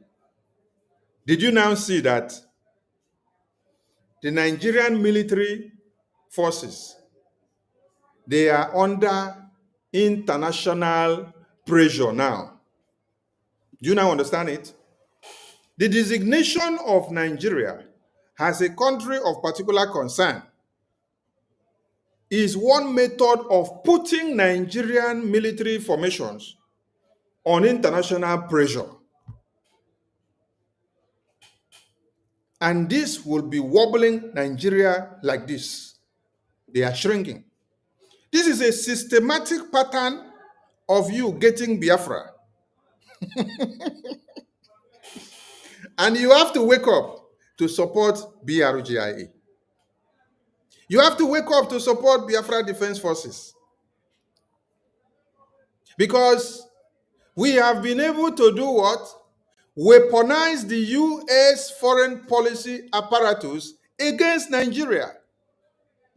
The designation of Nigeria as a country of particular concern has granted us the avenue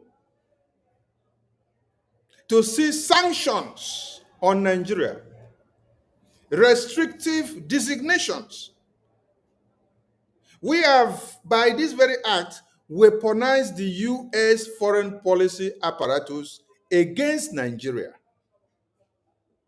And one thing that you have to start saying first is that there will be and there must be additional international pressure on the military formation or security forces of Nigeria.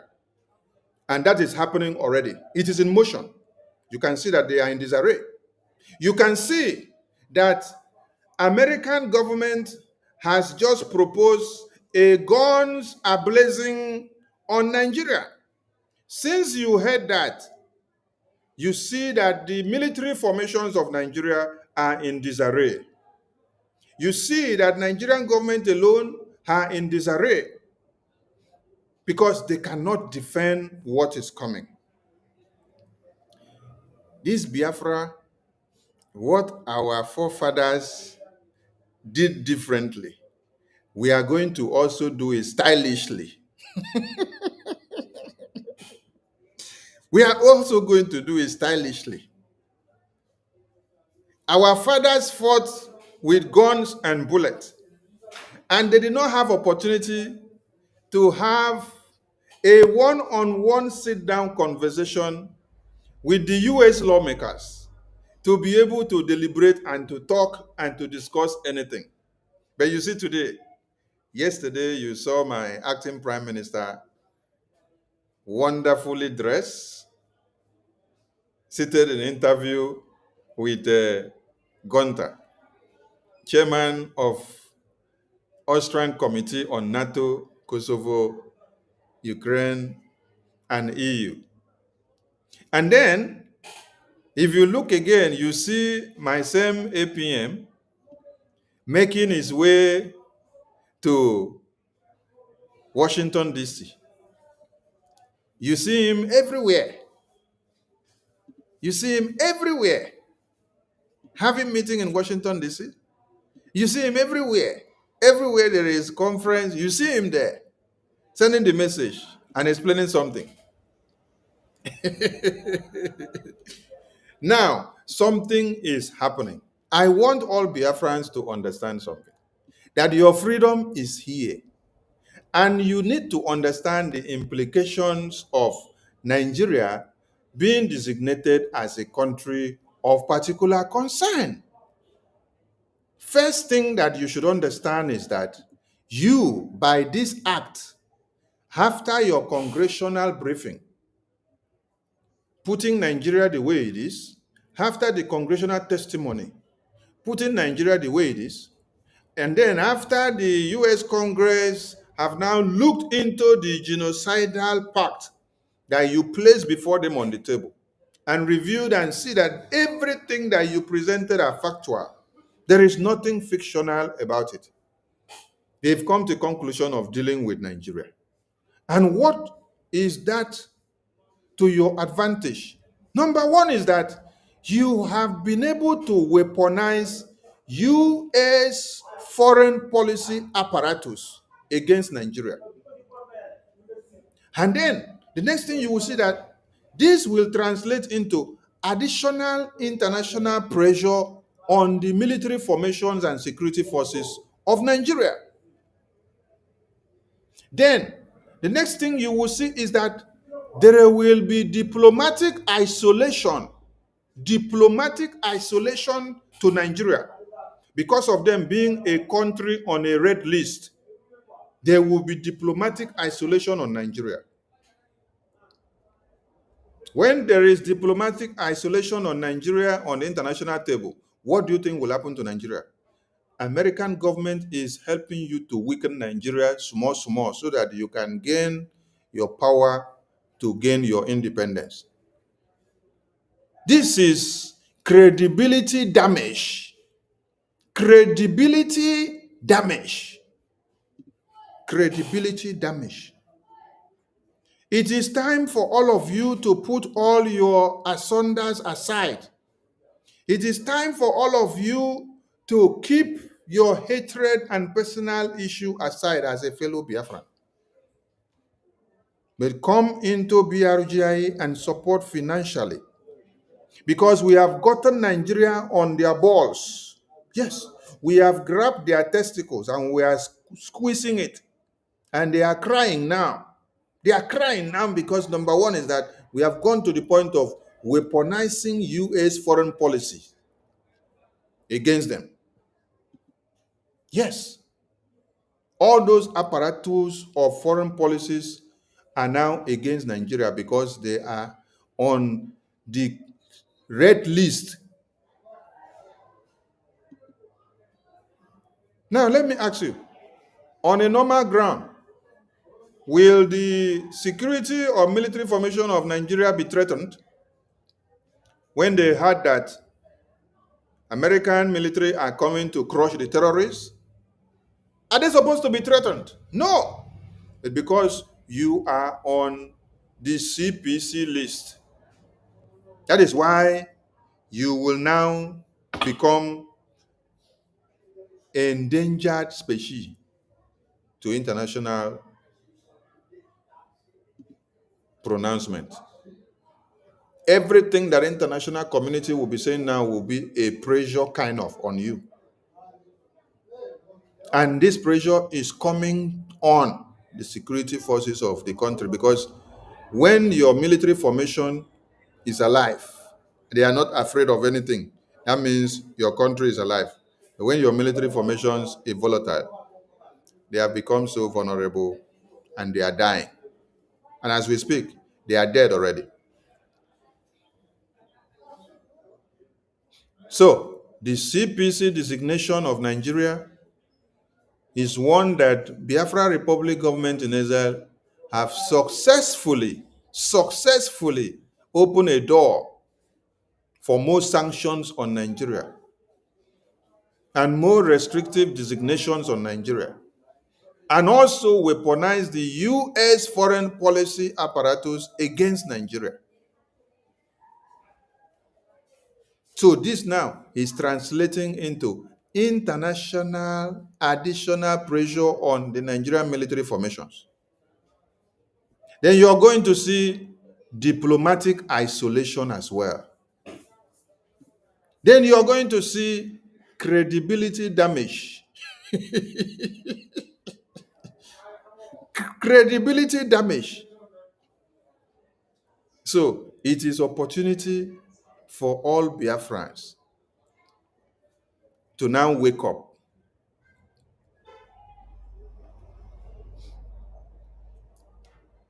It is opportunity for all Biafrans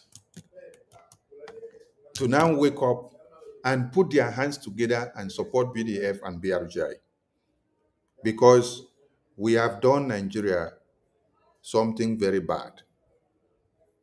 This is the opportunity for all of you to come together and deal with Nigerian terrorist government.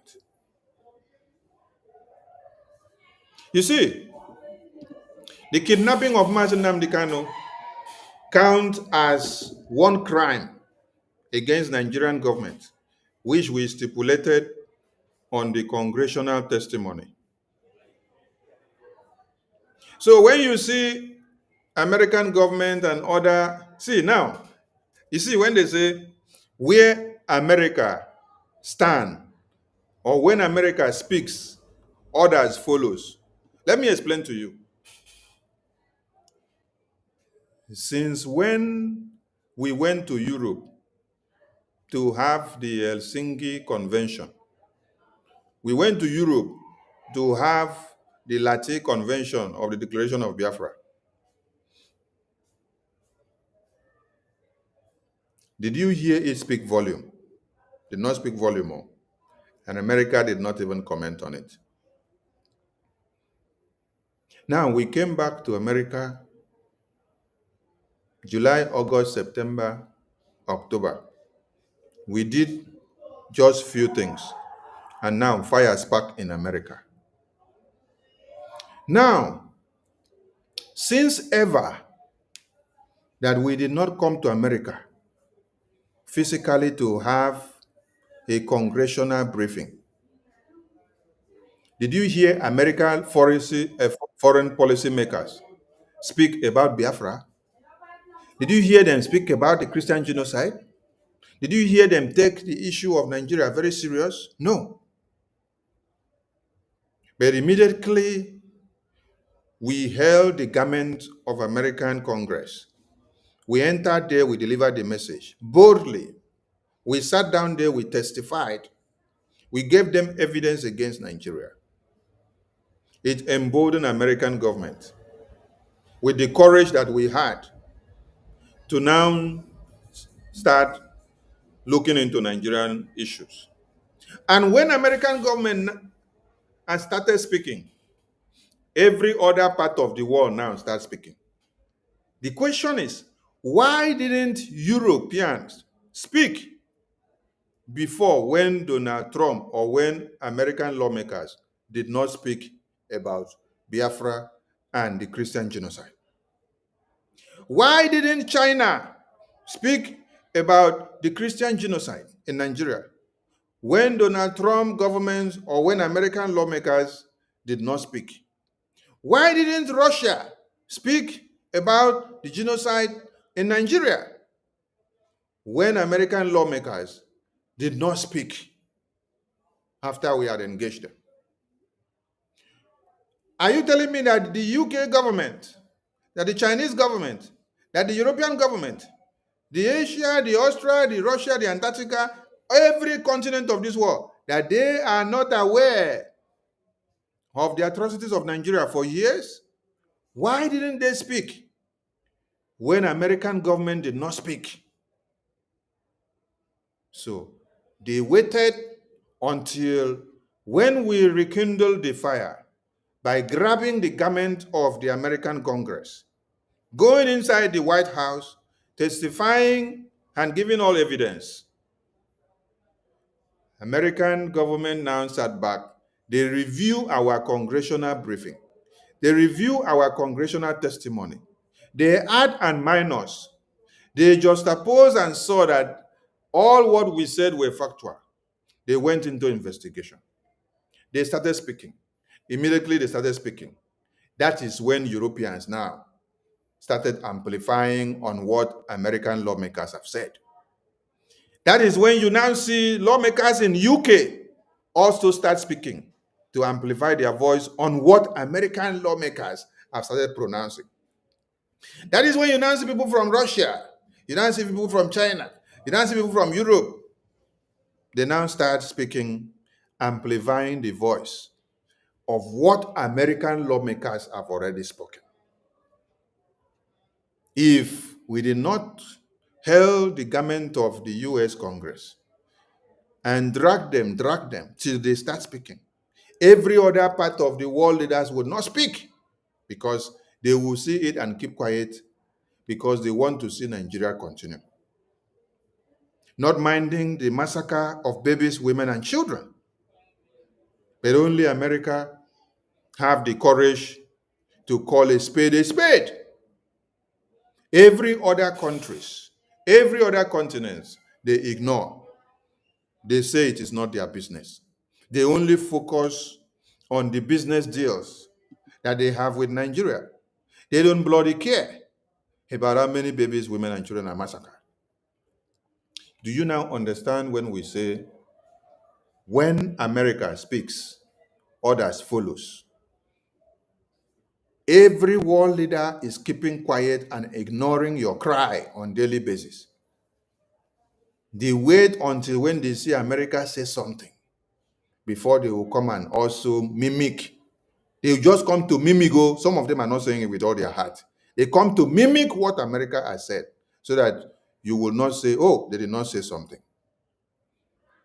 Why is it that it's only America that has the plight of the Christians at heart, but every other country ignored the genocide of Christians in Nigeria and in Biafra land?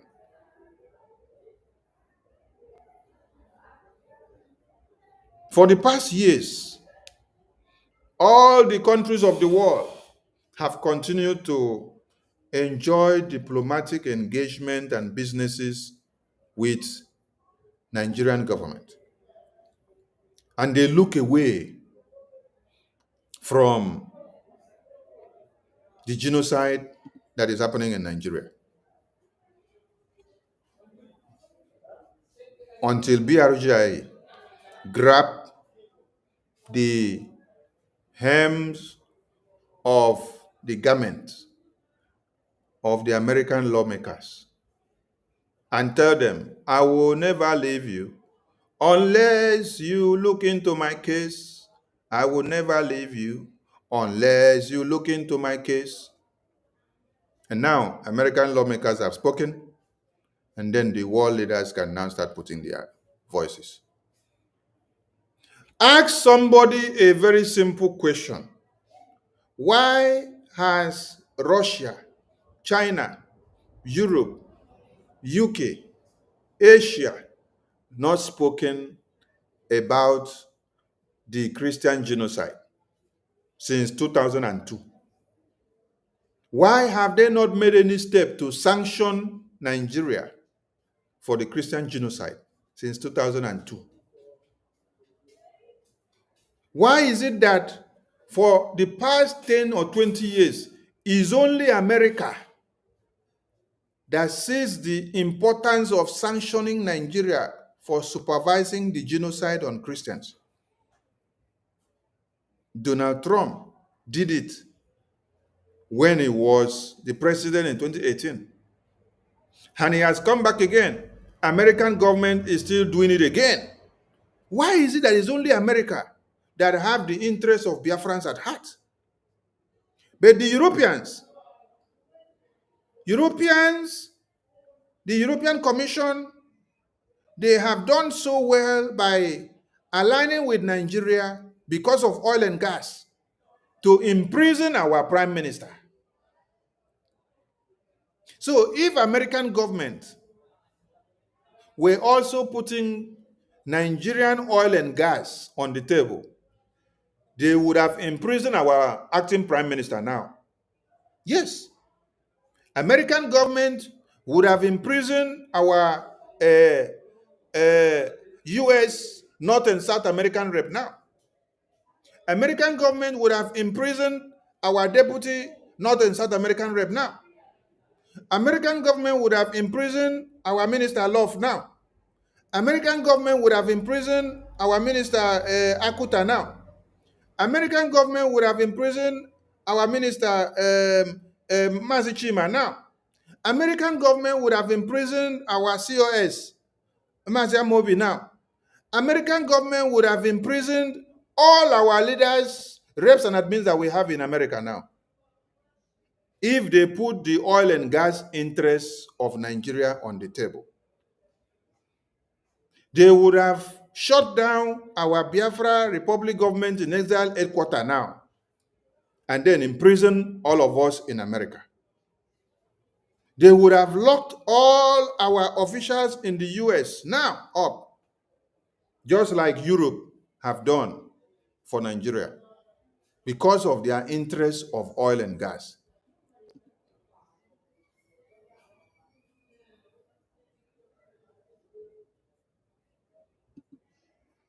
Do you think that if Mazen Nnamdi Kanu was in America or he was using American passport, that the UK government would have succeeded in working out the handing over of Mazen Nnamdi Kanu to Nigerian government to kidnap in Kenya? Since Mazen Nnamdi Kanu was kidnapped in Kenya, what have you heard from the UK government as their own citizen and national using their passport who was kidnapped? They wouldn't say anything because they know Nigeria is where their interest lies. So if Nigeria come to the UK and kidnap Mazen Nnamdi Kanu, they will even work it out for them. Talk less of being in Kenya. I salute all Biafrans, and I'm calling on all of you to come out tomorrow and support BDF, support BRGI, because we have a big battle to carry out. We have done so much and we are going forward. So like I said, we have been able to weaponize the US foreign policy against Nigeria. And this will also translate into what? International pressure on the Nigerian military terrorist formations. And it is happening, and you can see it now. And Nigeria is going to face diplomatic isolation. Nigeria is going to face credibility damage. This is what awaits Nigeria with this designation of Nigeria as CPC. So it is opportunity for every Biafran to key in and fast forward the trend, fast forward this movie of how you want to watch it to come to the final stage. Come in and support Biafra now more than before, because the table is open for us to dine.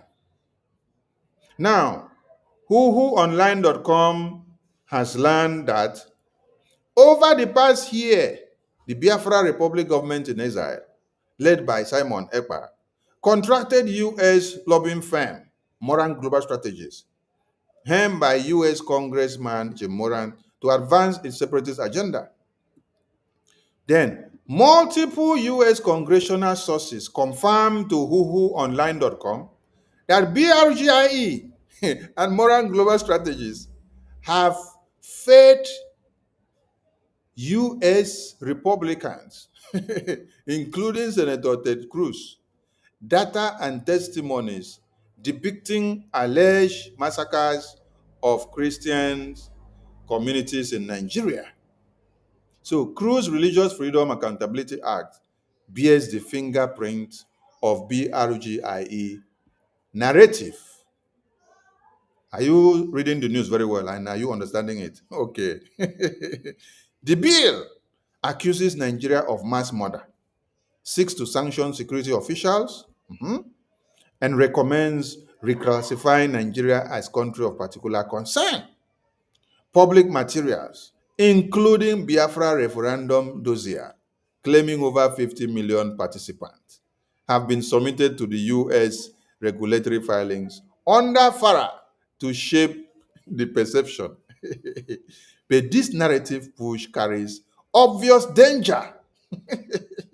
Once accepted in U.S. policy-making circles, such framing can attract sanctions, humanitarian interventions, or diplomatic pressure against Nigeria.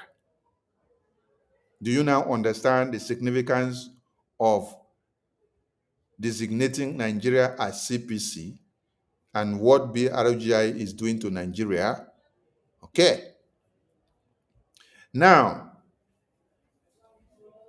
facing this mounting assault on Nigeria's image, the presidency of Nigeria has not stayed idle.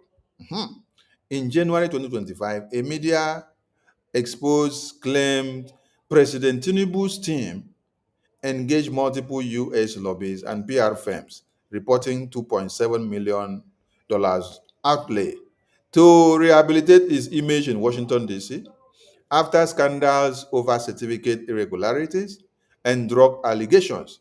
This is the kind of president that you people have in Nigeria. A president that is lobbying to erase his name from the system because of his narcotic business and certificate scandal. Now, um, the news that has been circulating for days now, you can see that American government are going after some of the narcotic vessels. And let me bring something to the screen. I hope I see this thing very fast because we don't have much time to waste. So, if your president is a drug lord and is finding a way to clean his name from the US system so that the US government will not get him.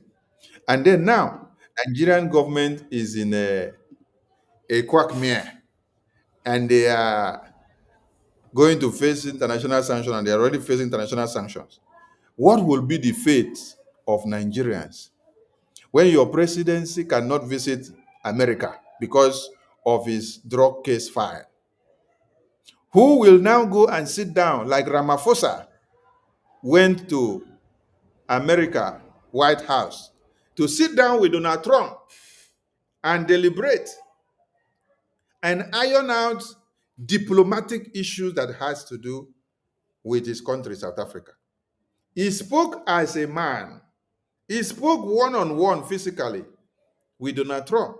Every question that Donald Trump asked him, he was able to answer and clear every doubt and every misconceptions.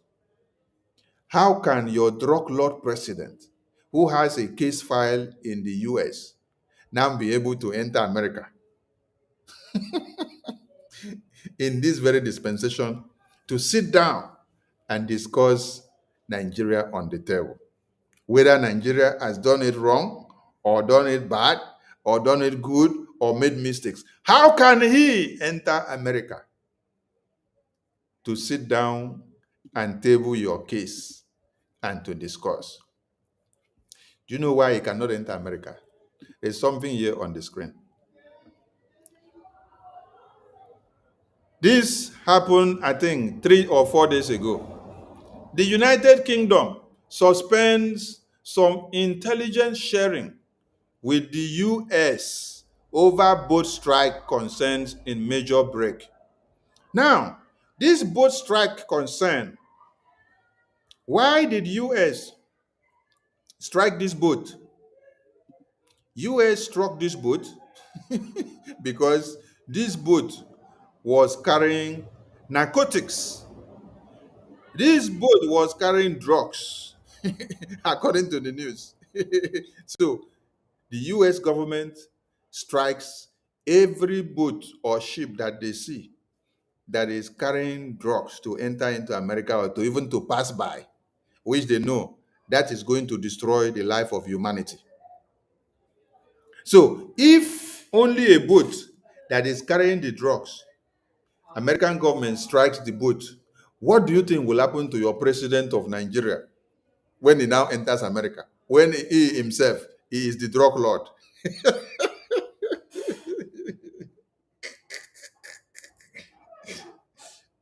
When your president of Nigeria now happens to be the drug lord himself, what do you think will happen to him if he enters America?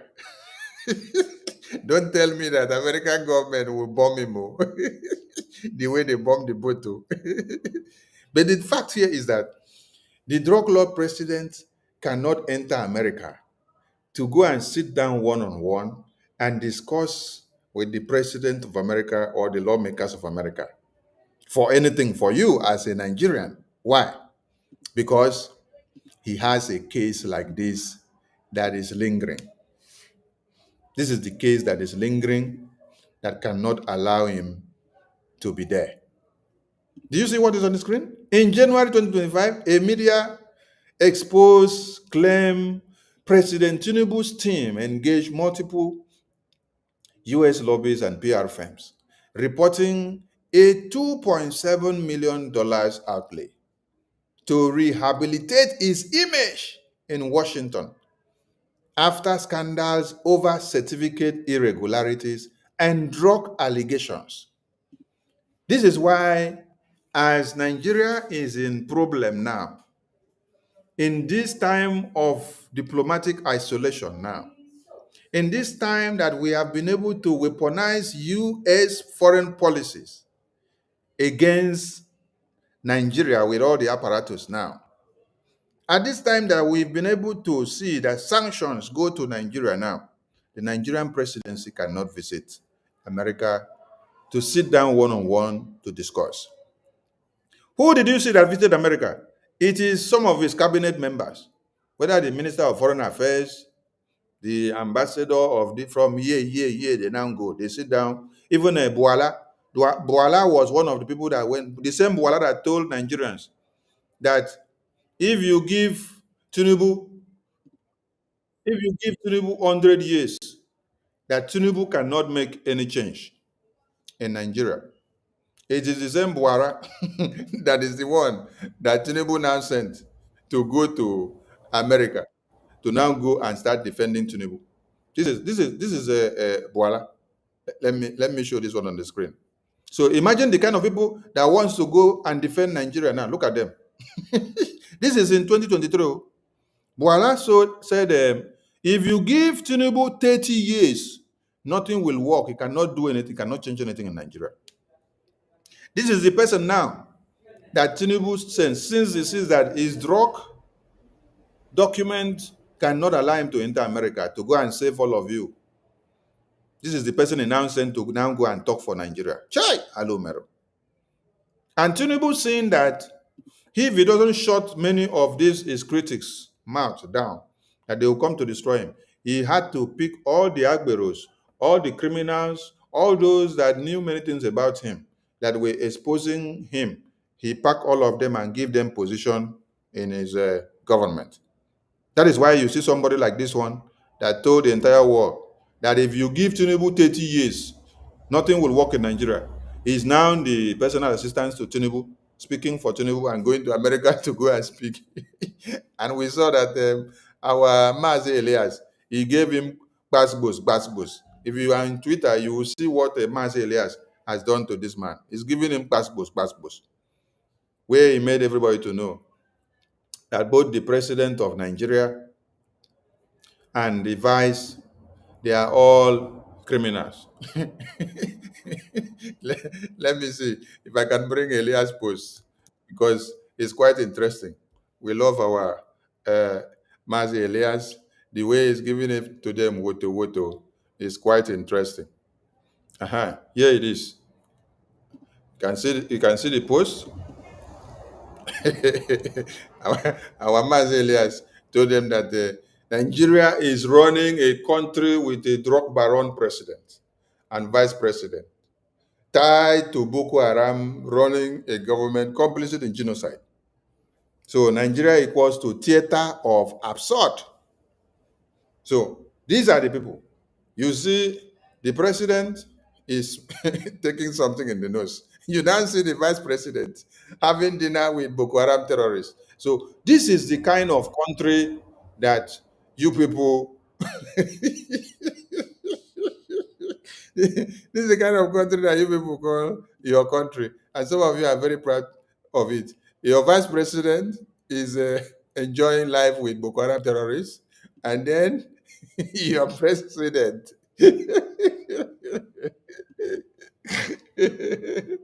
Oh my God. Anyway, let me go back to what I was reading, because you guys are making me enjoy this evening broadcast so much. So, the contract was said to include Lenape Legal Davis Pauling, among others. And according to that report, one or some of these contracts were signed under the label of the government of Nigeria. Mhm. The contract were signed under the label of the government of Nigeria. So possibly to Mark's personal involvement. So if true, this suggests that Tinubu's team judges that the Biafra cruise narrative threat is severe enough to deploy heavy US influence machineries. But before Tinubu could sleep and wake up, the Biafra cruise narrative, as they call it, has already fostered. It has already yielded the fruit because they were sleeping. They undermined Biafra Republic government in exile. When they saw our APM going to Washington, D.C., then he will come back and then give them only photo to watch. He will deceive them with photos. They will be watching his photos online. And they will say, oh, only photo. You are snapping only photo. Ah, this photo doesn't make anything. Only photo is what you went to do. Did you think that he will come and play the audio and the video of the meeting discussion that he had? He'd come and deceive you people with only photo. Then you now went back to sleep. You say, that Biafra Republic government in Israel. Okay, Nkere is not doing anything. He's only slapping photo. He's only slapping photo. He's snapping photo. He's carrying bag. He's snapping photo. But today, all of you now have seen that the photo that Nkere was giving you people to watch, there was something behind the photo. And now you are all crying. Nigeria is crying now because of the photo that they have been watching. You were watching only photo. You enjoyed the photo of Okengera. You say, it's Photoshop, Photoshop, Photoshop. Today, what is happening to the Photoshop photo of Okengera and Senator Ted Cruz? Hey! From Photoshop of Okengere to Nigeria being sanctioned. Just like that, una sleep, wake up. Una see, say, Photoshop of Okengere, una say that Photoshop, it don't become sanctioned to Nigeria. This is how you people will sleep in Nigeria and wake up and see yourself in Biafra, because you will not still take us serious. Yes. God will harden the heart of Pharaoh to the point that you will continue to remain adamant. You will continue to remain stupid. You will continue to remain blatant in whatever we say. We will call you and say, come and join us. You say, no, we are not making any difference. We are not doing this. We are not doing that. And by the time you sleep and wake up, you will see that another sanction has been dropped on Nigeria. This first one alone is the beginning.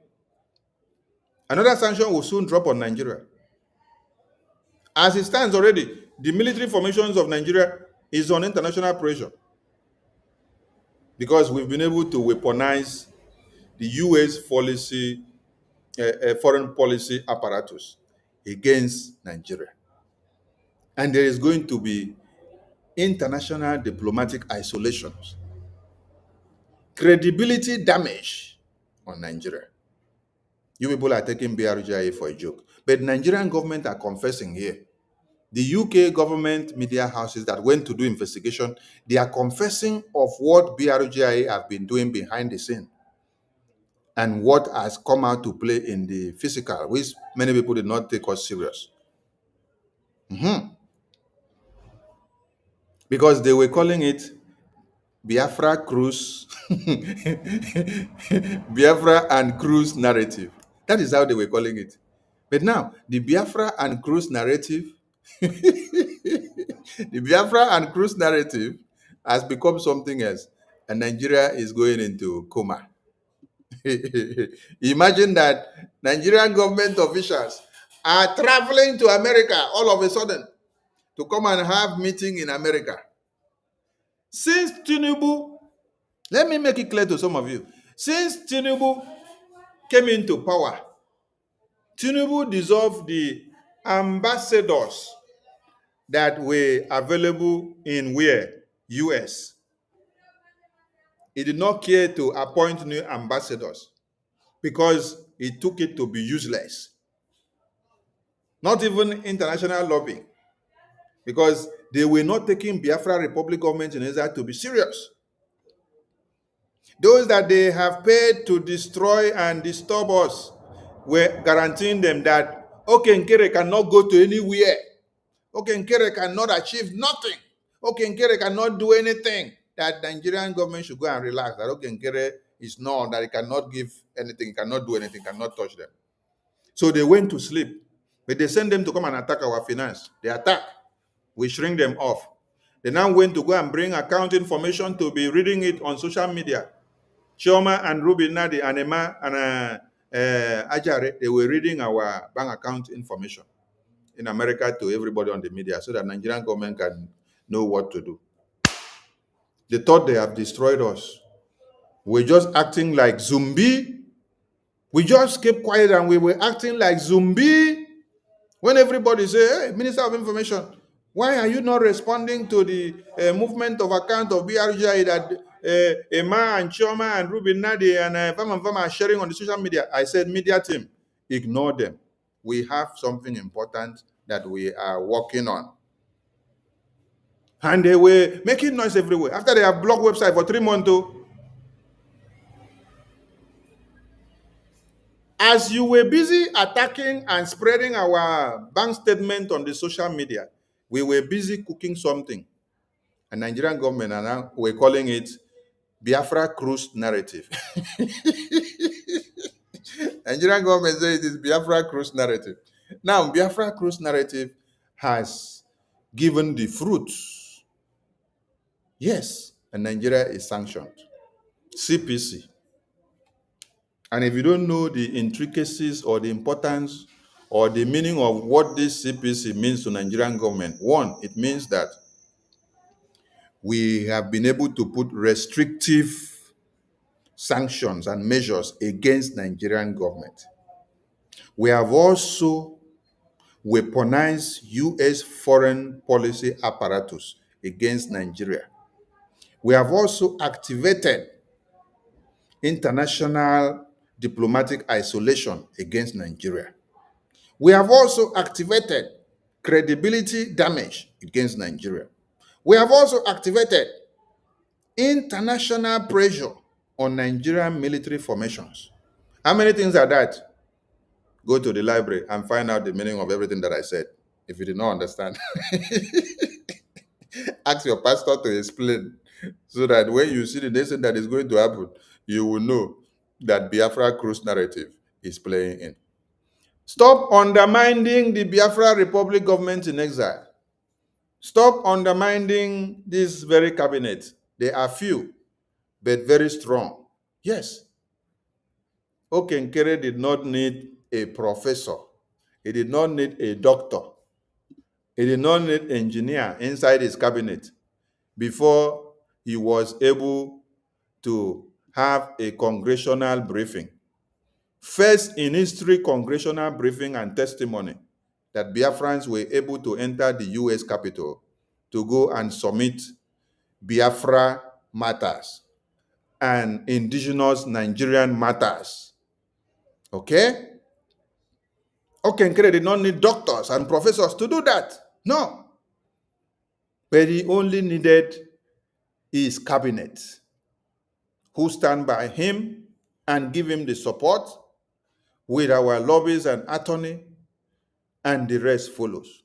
And many of you that contribute financially and trusted in him and trusted in what we are doing.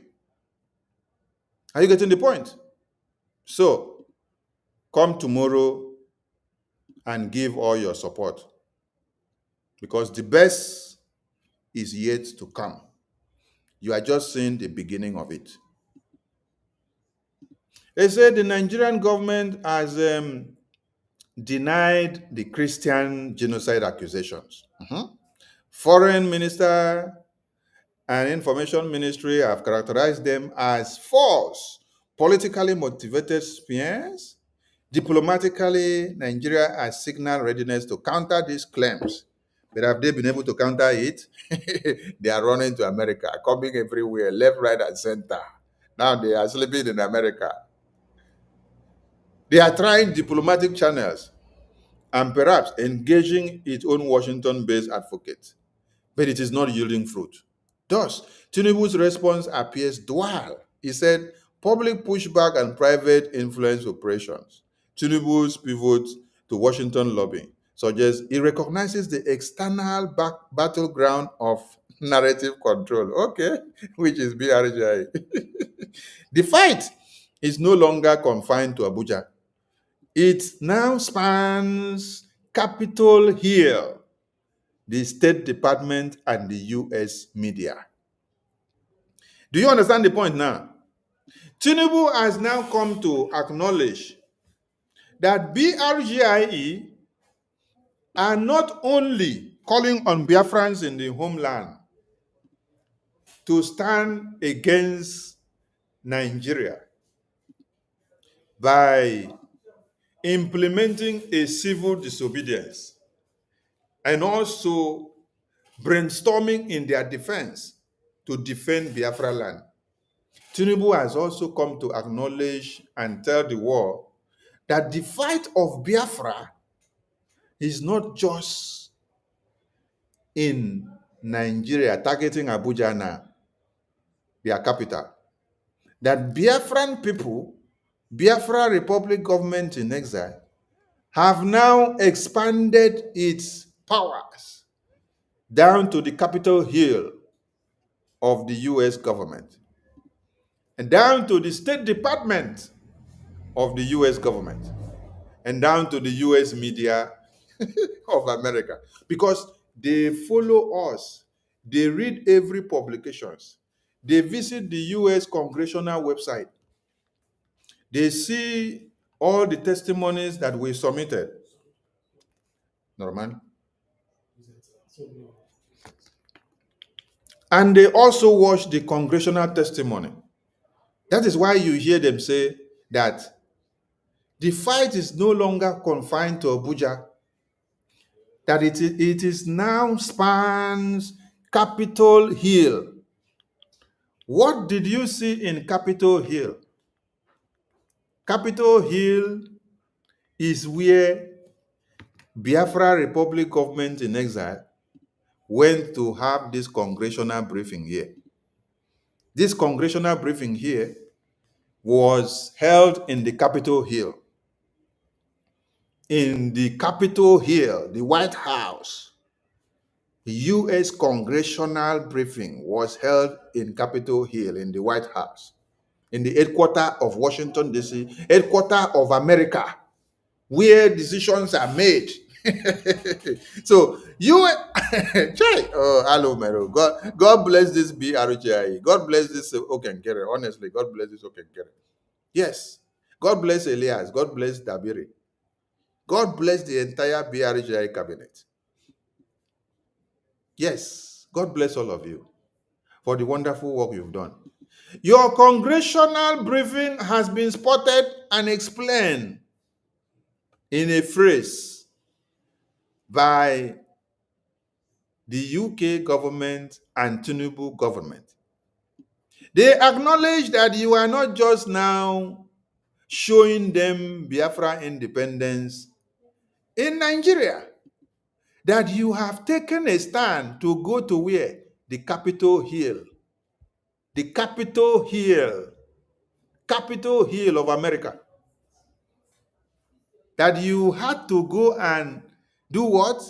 Stage a congressional briefing where you now give testimony against Nigeria and portray and display Biafra on the table in Capitol Hill. So that means they are getting the message. They read everything and they saw you. They saw all of you. They saw all of you in the congressional briefing. And they took record of it. And then every testimony and document that you have submitted to the US Department, they have been seeing it. They read through it. And every publications that the US media carries in favor of Biafra, they are reading it and following up and seeing it. Are you getting the point? Let me read this one for you now, so that you will see that they are even quoting the document that we submitted, which is available in the US Department. See, I'm here. They say, A digging problem is opacity. And then they say US law requires lobbyists working for foreign principals to register under FARA. Are you getting the point? US law requires lobbyists working for foreign principals to register under FARA. That means BRGI have been able to have power to the point that they have a lobbyist that can register foreign principals under FARA. Every Biafran Republic government in exile document and everything that is done in the State Department, you will see it under FARA. Now, some of you don't understand what FARA means. I want to open one document. I will open one document in the US website so that you will see what the FARA is talking about.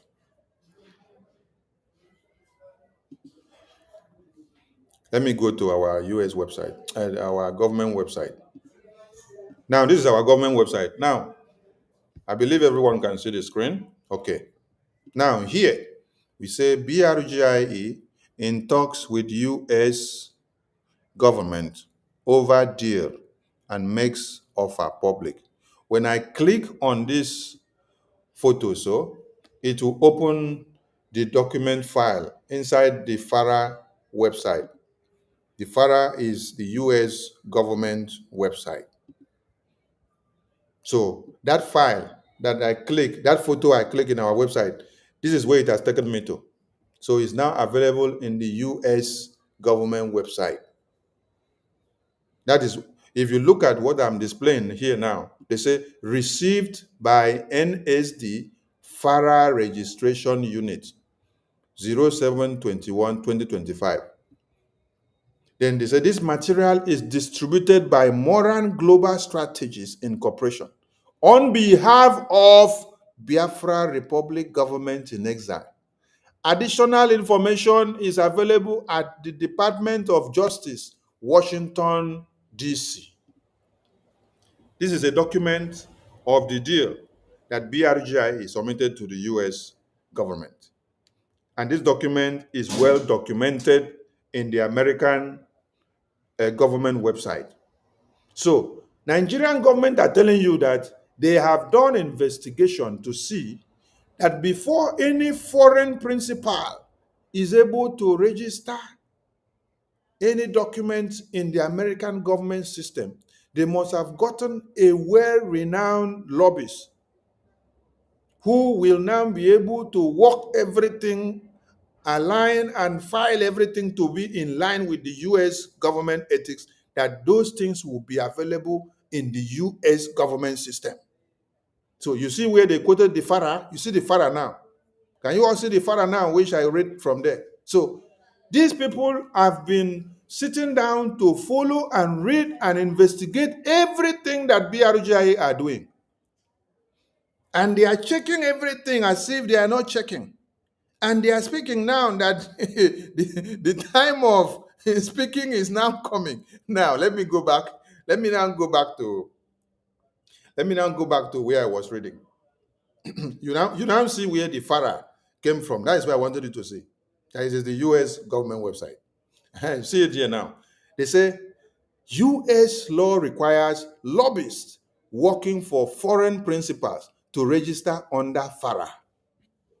Do you now see how they are panicking about waking up to see that a deal and every document and every testimony and petition that BRGIA are submitting to the US government, that these documents are found online in US Department website, the Justice Department, and everywhere. Go and check online in US, you will find it. It is not hidden. It is open for everybody to go and read. So they can access it from Nigeria. They can read through it and see everything that we are doing and know that we are not joking. We are not doing underground. We are not hiding our faces, but we are actually working things out. So You see the cry of Nigerian government. Okay. They've understood that BRGI have gone very far. So they say, but if Nigeria's contracts are channeled via shell entities or labeled image management, true accountability becomes elusive. Yes. The possibility of undisclosed influence peddling looms. Within Nigeria, these Washington skirmishes reinforce a message that Tinubu is playing a global chess game, not just a national one.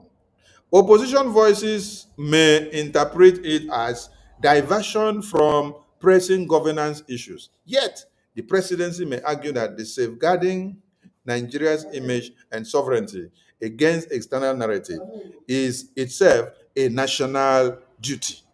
So, this is where we are now, which you all have to understand and see what is actually happening. Because there is fire on the mountain and Faunyash is burning, and they don't want to listen and hear that their nyash is burning, and it is actually burning. This is where you need to see it, and this is where you need to look at it and understand.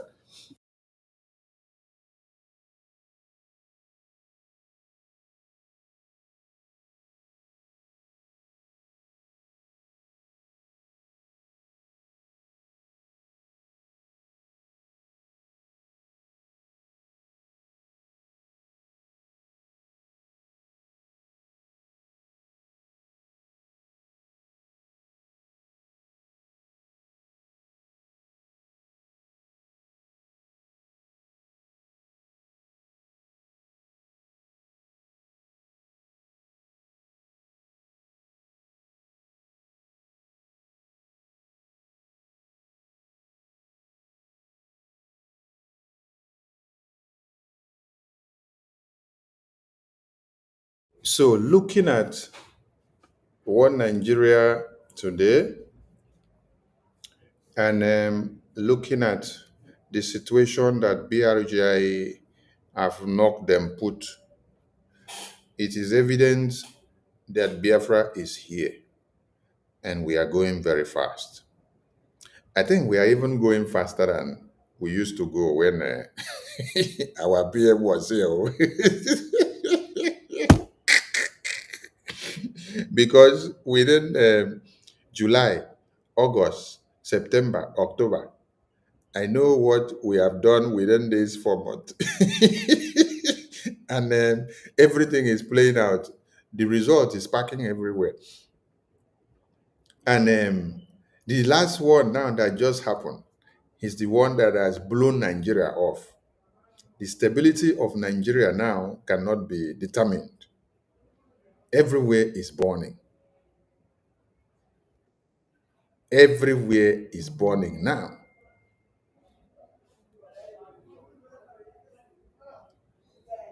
Why didn't Nigerian government be traveling to America before to go and plead America to come and stand with them to fight the terrorists?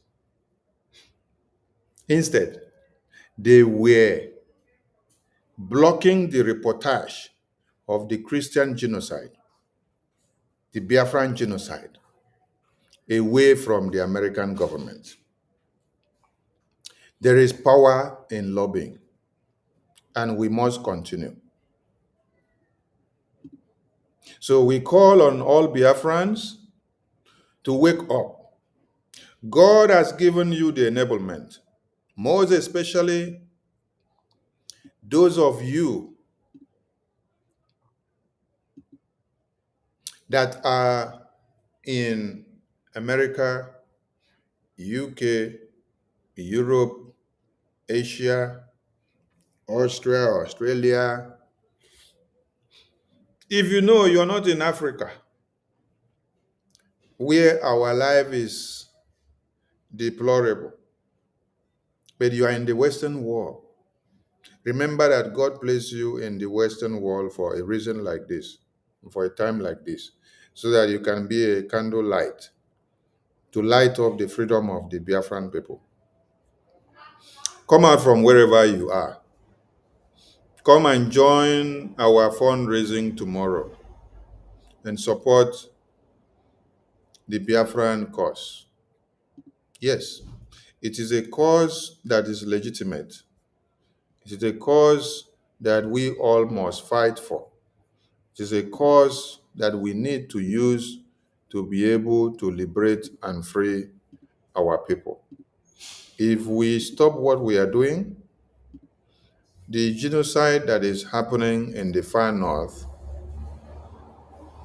if we stop what we are doing, the genocide that is happening in the far north and in the middle belt, it will shift down to Biafra land because we are actually the people that they are targeting.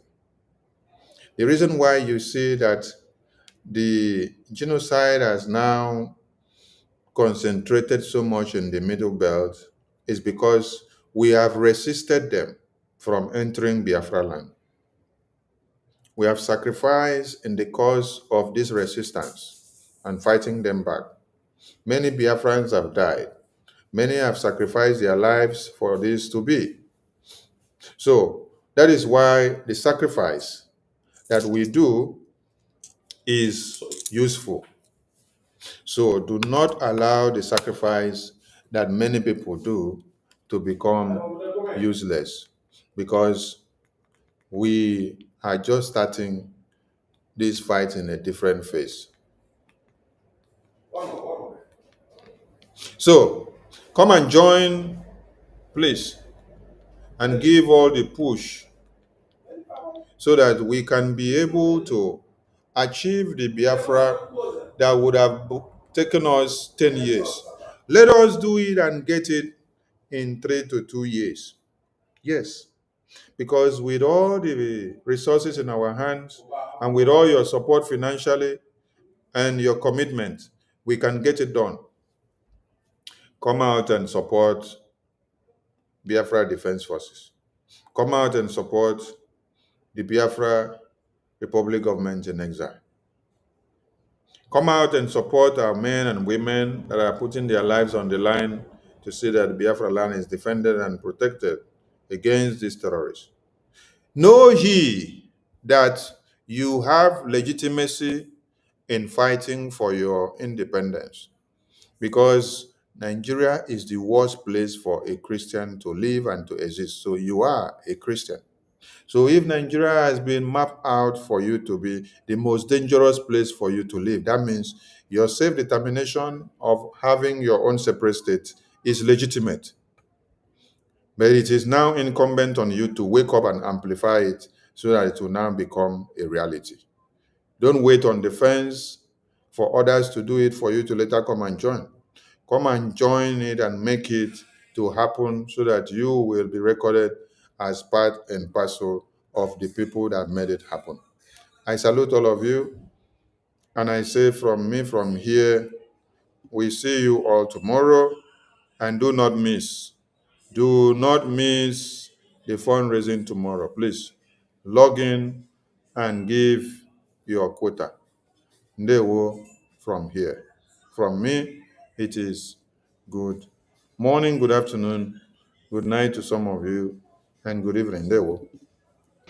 Anywhere in Biafra land we confront Fulani terrorists, we shall meet them head on. We know that they are part of the police and the army. Danjuma himself, General T.Y. Danjuma himself, testified before the British Parliament that the army of Nigeria and the police are colluding in the conquest of indigenous populations in Nigeria.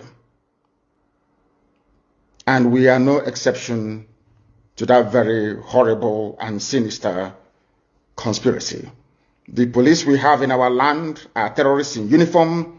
The army we have in Biafra land are basically terrorists. They are there to aid and to support Fulani Janjaweed advancement to the Atlantic Ocean. And we are there to stop them, and we are stopping them, and will continue to stop them. A few days ago, as I said, we embedded our men and women of the Northern Command of Eastern Security Network. When we said Northern Command, people were confused. Biafra land is a nation. We have Northern Biafra, we have Central, we have the South, which is the coastal region, we have the East, and we have the West. When I talk about the Northern Command, I'm talking about the northern part of Biafra land, which incidentally starts from Benue State. So we are right to be there. If you don't want us to be in Benue State, quietly go back to Abuja and appeal to them. Tell them to release Igbo people in Benue and carve them back into Ebonyi State, where they should belong, or Enugu State, as the case may be. Therefore, anybody, you know, one thing about Nigeria is that anywhere in Biafra land we confront Fulani terrorists, we shall meet them head on. We know that they are part of the police and the army. Danjuma himself, General T.Y. Danjuma himself, testified before. We have 3 ex-former presidents of Nigeria. They all said Nigeria is a mere geographical expression, that is never a country, that the British government trying to make it work, but the people are not united. It's not working. Tafawa Balewa said it, Nnamdi Azikiwe, former president, said it, former President Goodluck Jonathan. They all acknowledge that Nigeria is not a country. Why are we forcing these people to be together? Why they are different people? So we urge EU to do the right thing. Thank you very much.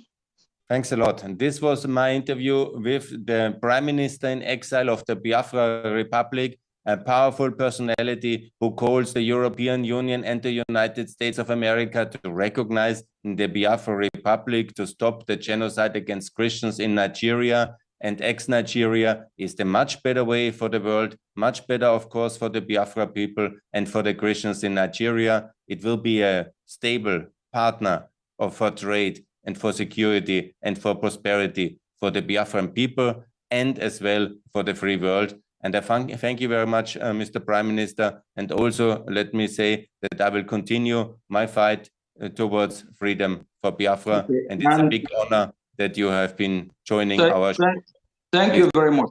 I just want to remind the EU as well that the Gulf of Guinea is in Biafran territory. They should remember what is happening in Yemen by the Houthis. If the Gulf of Guinea, if they allow this terrorist Nigerian state, because it's a terrorist state, with these terrorists, if they, for example, capture Biafra land, know that the Gulf of Guinea, they will disrupt trade, but we Biafran will resist. We'll make sure that we are free, and we want to remind them that when it comes to the business interest, we are open to negotiate, to do business with them. I think we will be the best ally to make sure that from the West African Sahel, we will checkmate the terrorists. Because what they are doing, they're trying to capture both Biafra land, Nigeria, or the surrounding West Africa, especially Biafra land, to attack EU from there. They should recognize Biafra so that we all can counter this terrorism and fight together. Thank you. The time is now. Biafra is here. And our leader, Mazi Nnamdi Kanu, must be released. The Nigerian terrorist state don't have the right to still be holding him because he commit no crime. And our leader, Mazi Simon Ekpa from Finland, he needs to be released. He's just a freedom fighter. Every country in the world fought for their freedom. United States of America fought for their freedom, 1776, from the Great Britain. So Biafra is fighting a just cause for freedom. Thank you very much. Thank you, Mr. Prime Minister. All the best from Austria, from Vienna. Thanks for joining the show. Thank you very much. You're welcome.